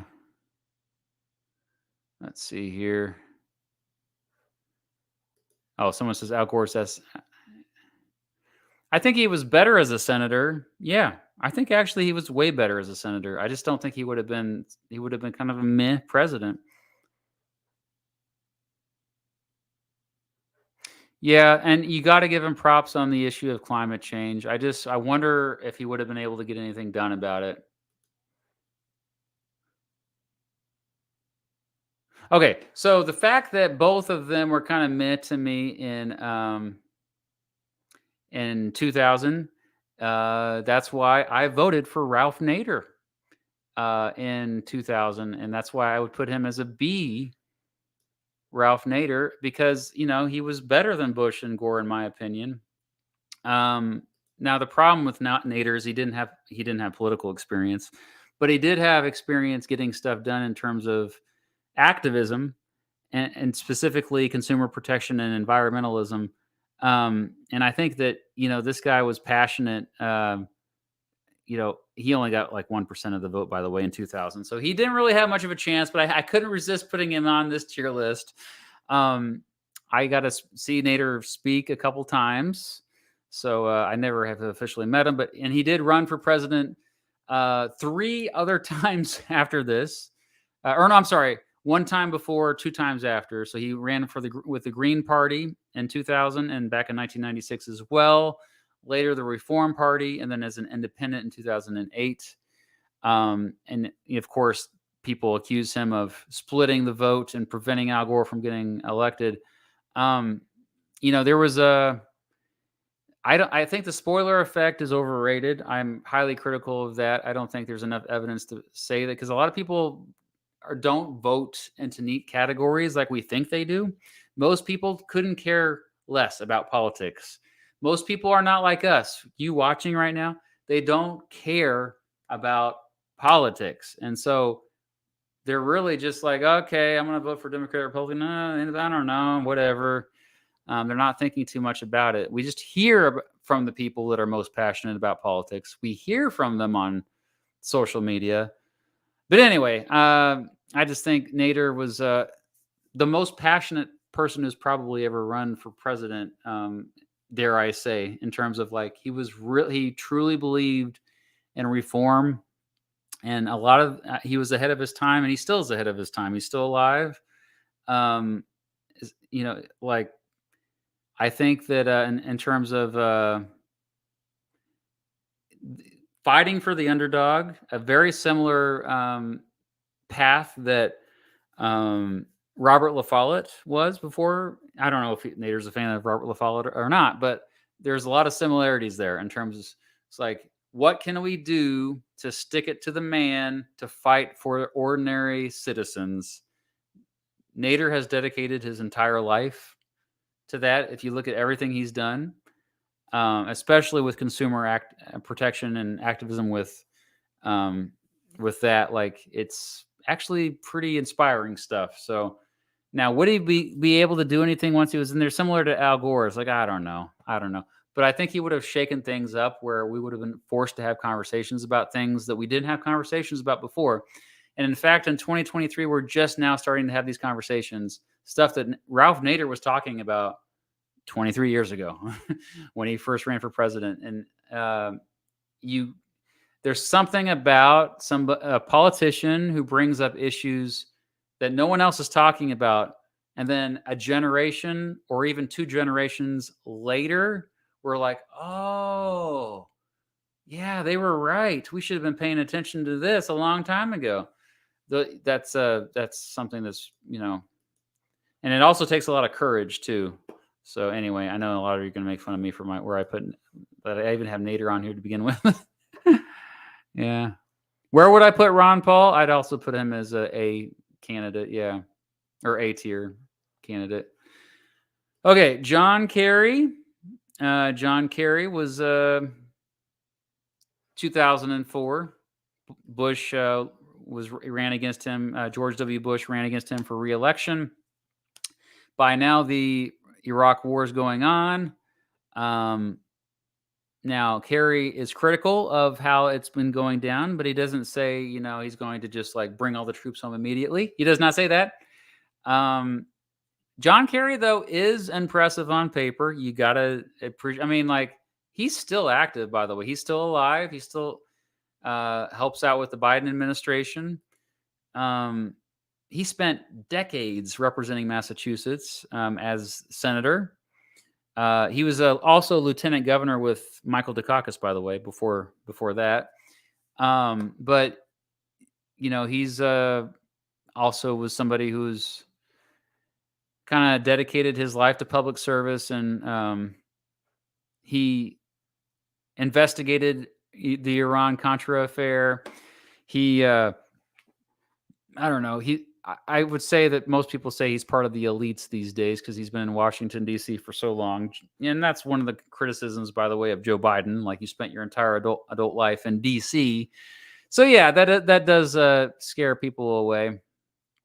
But, yeah, policy-wise, I probably agree with him more than I disagree with him on stuff. In 2004, when I voted, I was not very excited about either candidate again. It was one of those things where I was just like, okay, lesser of two evils. And it's been lesser of two evils mostly ever since. And it's kind of been like most of my adult life. It's been like that, sad to say. Yeah, John Kerry is younger than Joe Biden. Holy crap. Isn't that crazy? That is insane. But yeah, not particularly inspiring to me. So I would say John Kerry would just be C tier for me. We only have 3 left. So we have Hillary Clinton, John McCain, and Mitt Romney. So 2008, 2012, and 2016. I decided to leave 2016 Gary Johnson off and Jill Stein off. Even though they theoretically were polling pretty high in the early stages of that election. So yeah, I probably shouldn't have had Nader on here. I just couldn't resist. I'm sorry. So yeah, 2008, you had finally, in my opinion, you had 2 solid candidates compared to the previous 2 elections. At least at the time, it was promising. It was an exciting election. You had so many different, it was such a diverse group in both the Republican Party and the Democratic Party. John McCain, we all know Obama served 8 years as president, actually pretty easily won the election in 2008. A lot of people excited to vote for the first African-American as president. It was a big freaking deal. I mean, I remember it vividly. And I was really into that election, like every last aspect of it. But John McCain, in case you don't know, I mean, he passed away a few years ago, but he was a prisoner of war in the Vietnam War. So a war hero, went through some hell. He went through a lot of bad crap in Vietnam. And then after he came back, he dedicated the rest of his life to public service. He eventually became a senator representing Arizona. several decades in Congress, going all the way back to 1983. So the experience was there. Both he had military experience, political experience, known as a maverick. That was actually a term the media used to describe him because he didn't quite fit neat into any category. My biggest he would be ranked higher for me if it weren't for his foreign policy. His foreign policy was pretty bad. Otherwise, though, he was somebody that compromised quite a bit, worked with Democrats just as much as he worked with Republicans. Sometimes a wild card, you didn't know where he was going to stand on certain issues. But because of the foreign policy aspect of it, that brings him down for me from a B to a C. So a C for John McCain. And then in terms of 2012, we have Mitt Romney, the runner-up for Republican against Barack Obama running for re-election. Mitt Romney was similar to John McCain on a lot of issues, although less of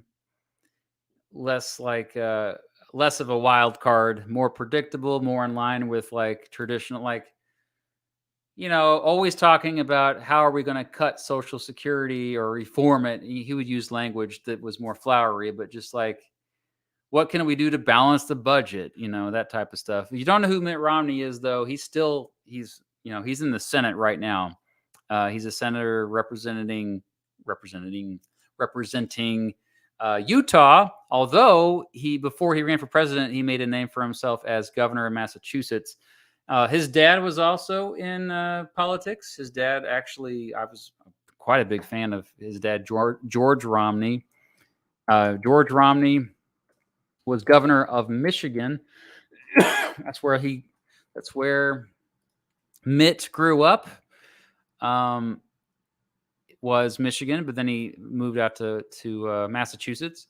Mitt Romney is a member of the Church of Jesus Christ of Latter-day Saints, a Mormon, for lack of a better way of putting it. So that was crazy that he got as far as he did, almost becoming president, even though this religion is not a mainstream religion. It's kind of a more controversial religion in mainstream America, I would say.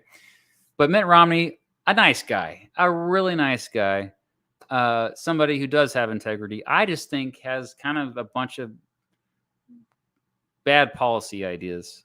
And because of his bad policy ideas, I would put him down as a D.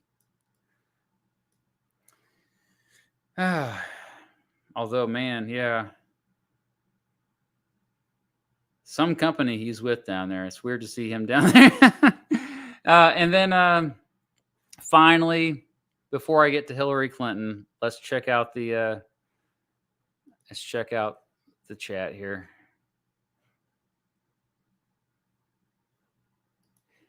I don't know. That's debatable. I think No Child Left Behind also had bipartisan support, so I don't know about that Emperor Tiger Star.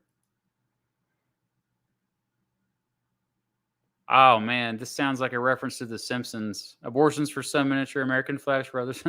Thank you for the super chat, Jack L. All right, and then JP, thank you. The Gores are why we have parental advisor stickers on rap music albums. Yeah, Tipper Gore in particular, the wife of Al Gore. Yeah, pretty lame, huh?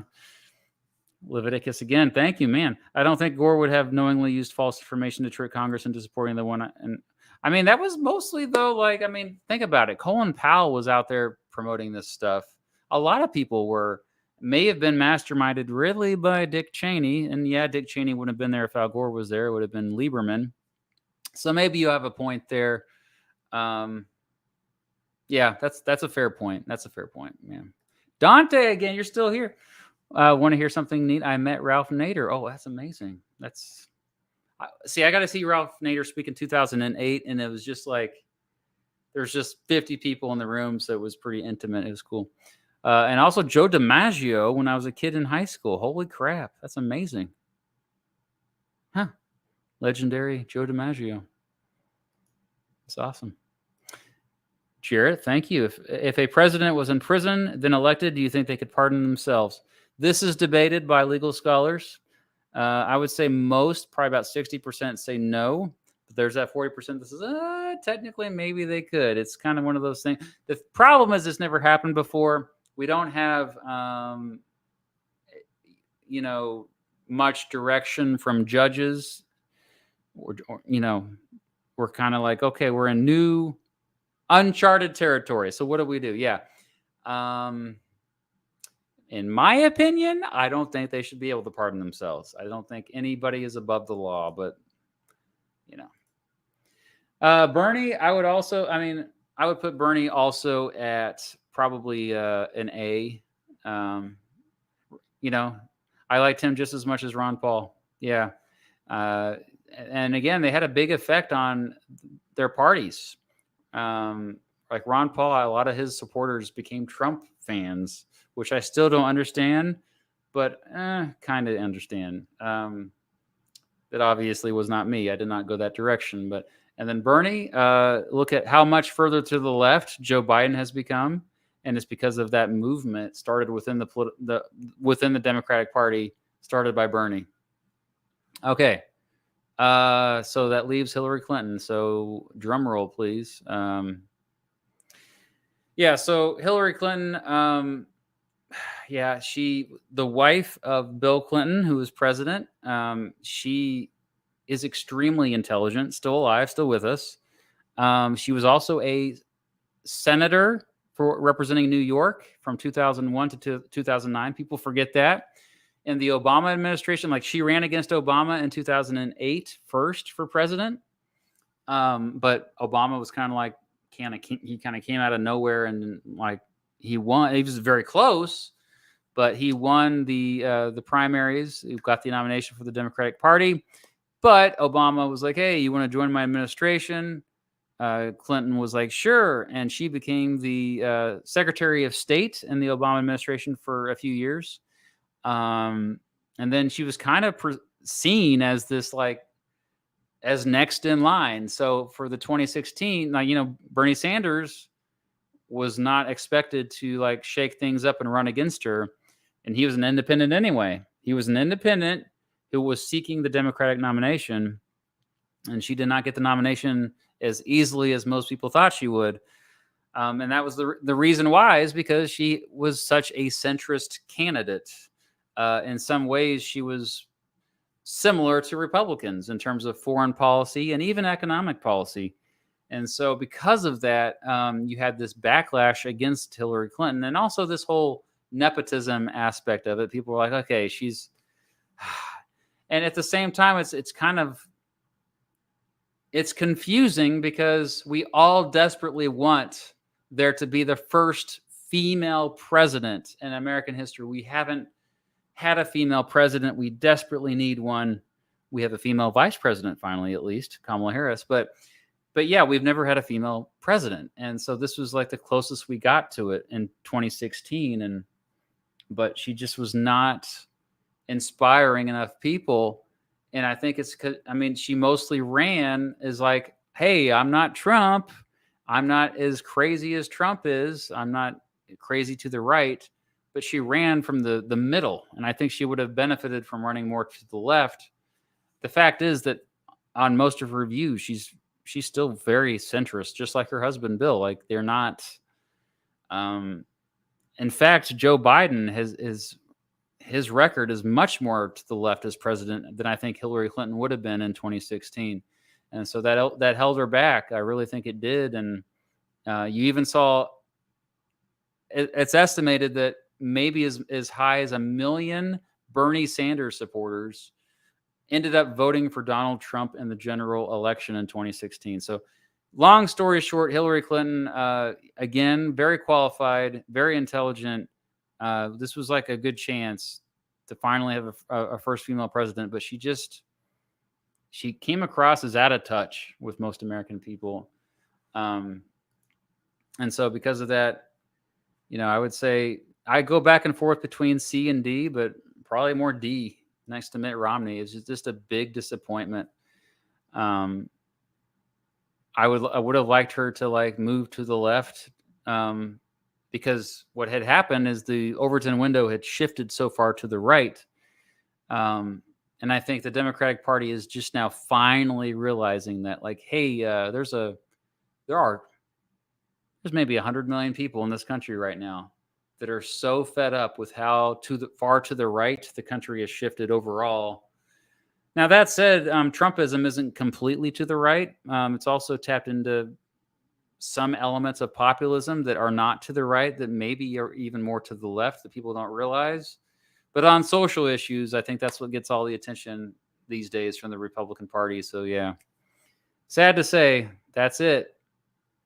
I've been doing this for 3.5 hours.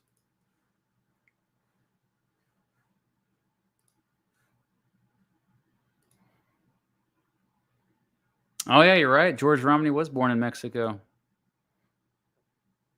If she would have made Bernie VP, that never would have happened. But yeah, she probably would have won. You're right.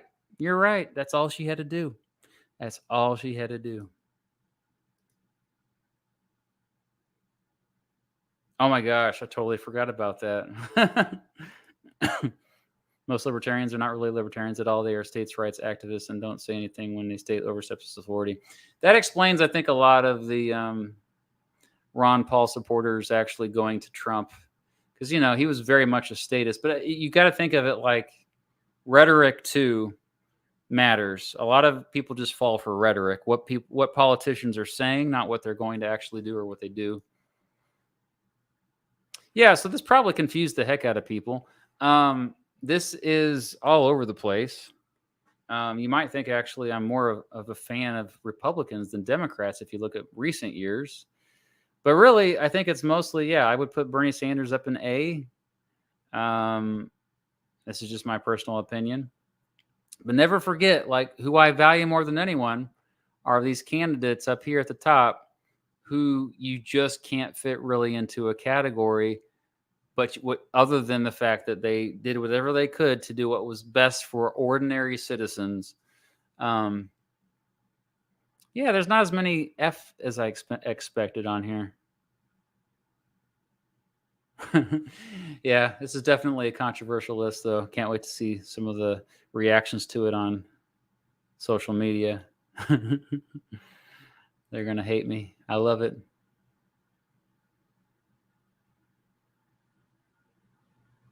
I probably should have had more third-party candidates on here, but oh well. Oh, where would Gary Johnson be for me? I don't know. He definitely had some issues there, especially on the campaign trail. Probably between B and C. Yeah. Same with Jill Stein. They both lacked. I mean, at least Gary Johnson had experience as a governor of New Mexico. That was pretty big. All right. Well, I'm going to wrap this up here. Thanks for watching. I want to say I'll download this and save it. And she was definitely too overconfident. Newsom would beat DeSantis, I think. Newsom is good at rhetoric, and he has more charisma. Well, thanks for watching, everybody. I appreciate you being here. This was a lot of fun. It took longer than I thought again. But yeah, so Perot for president in 2024. All right. You all have a good night. Take care. Thanks for all the super chats, by the way.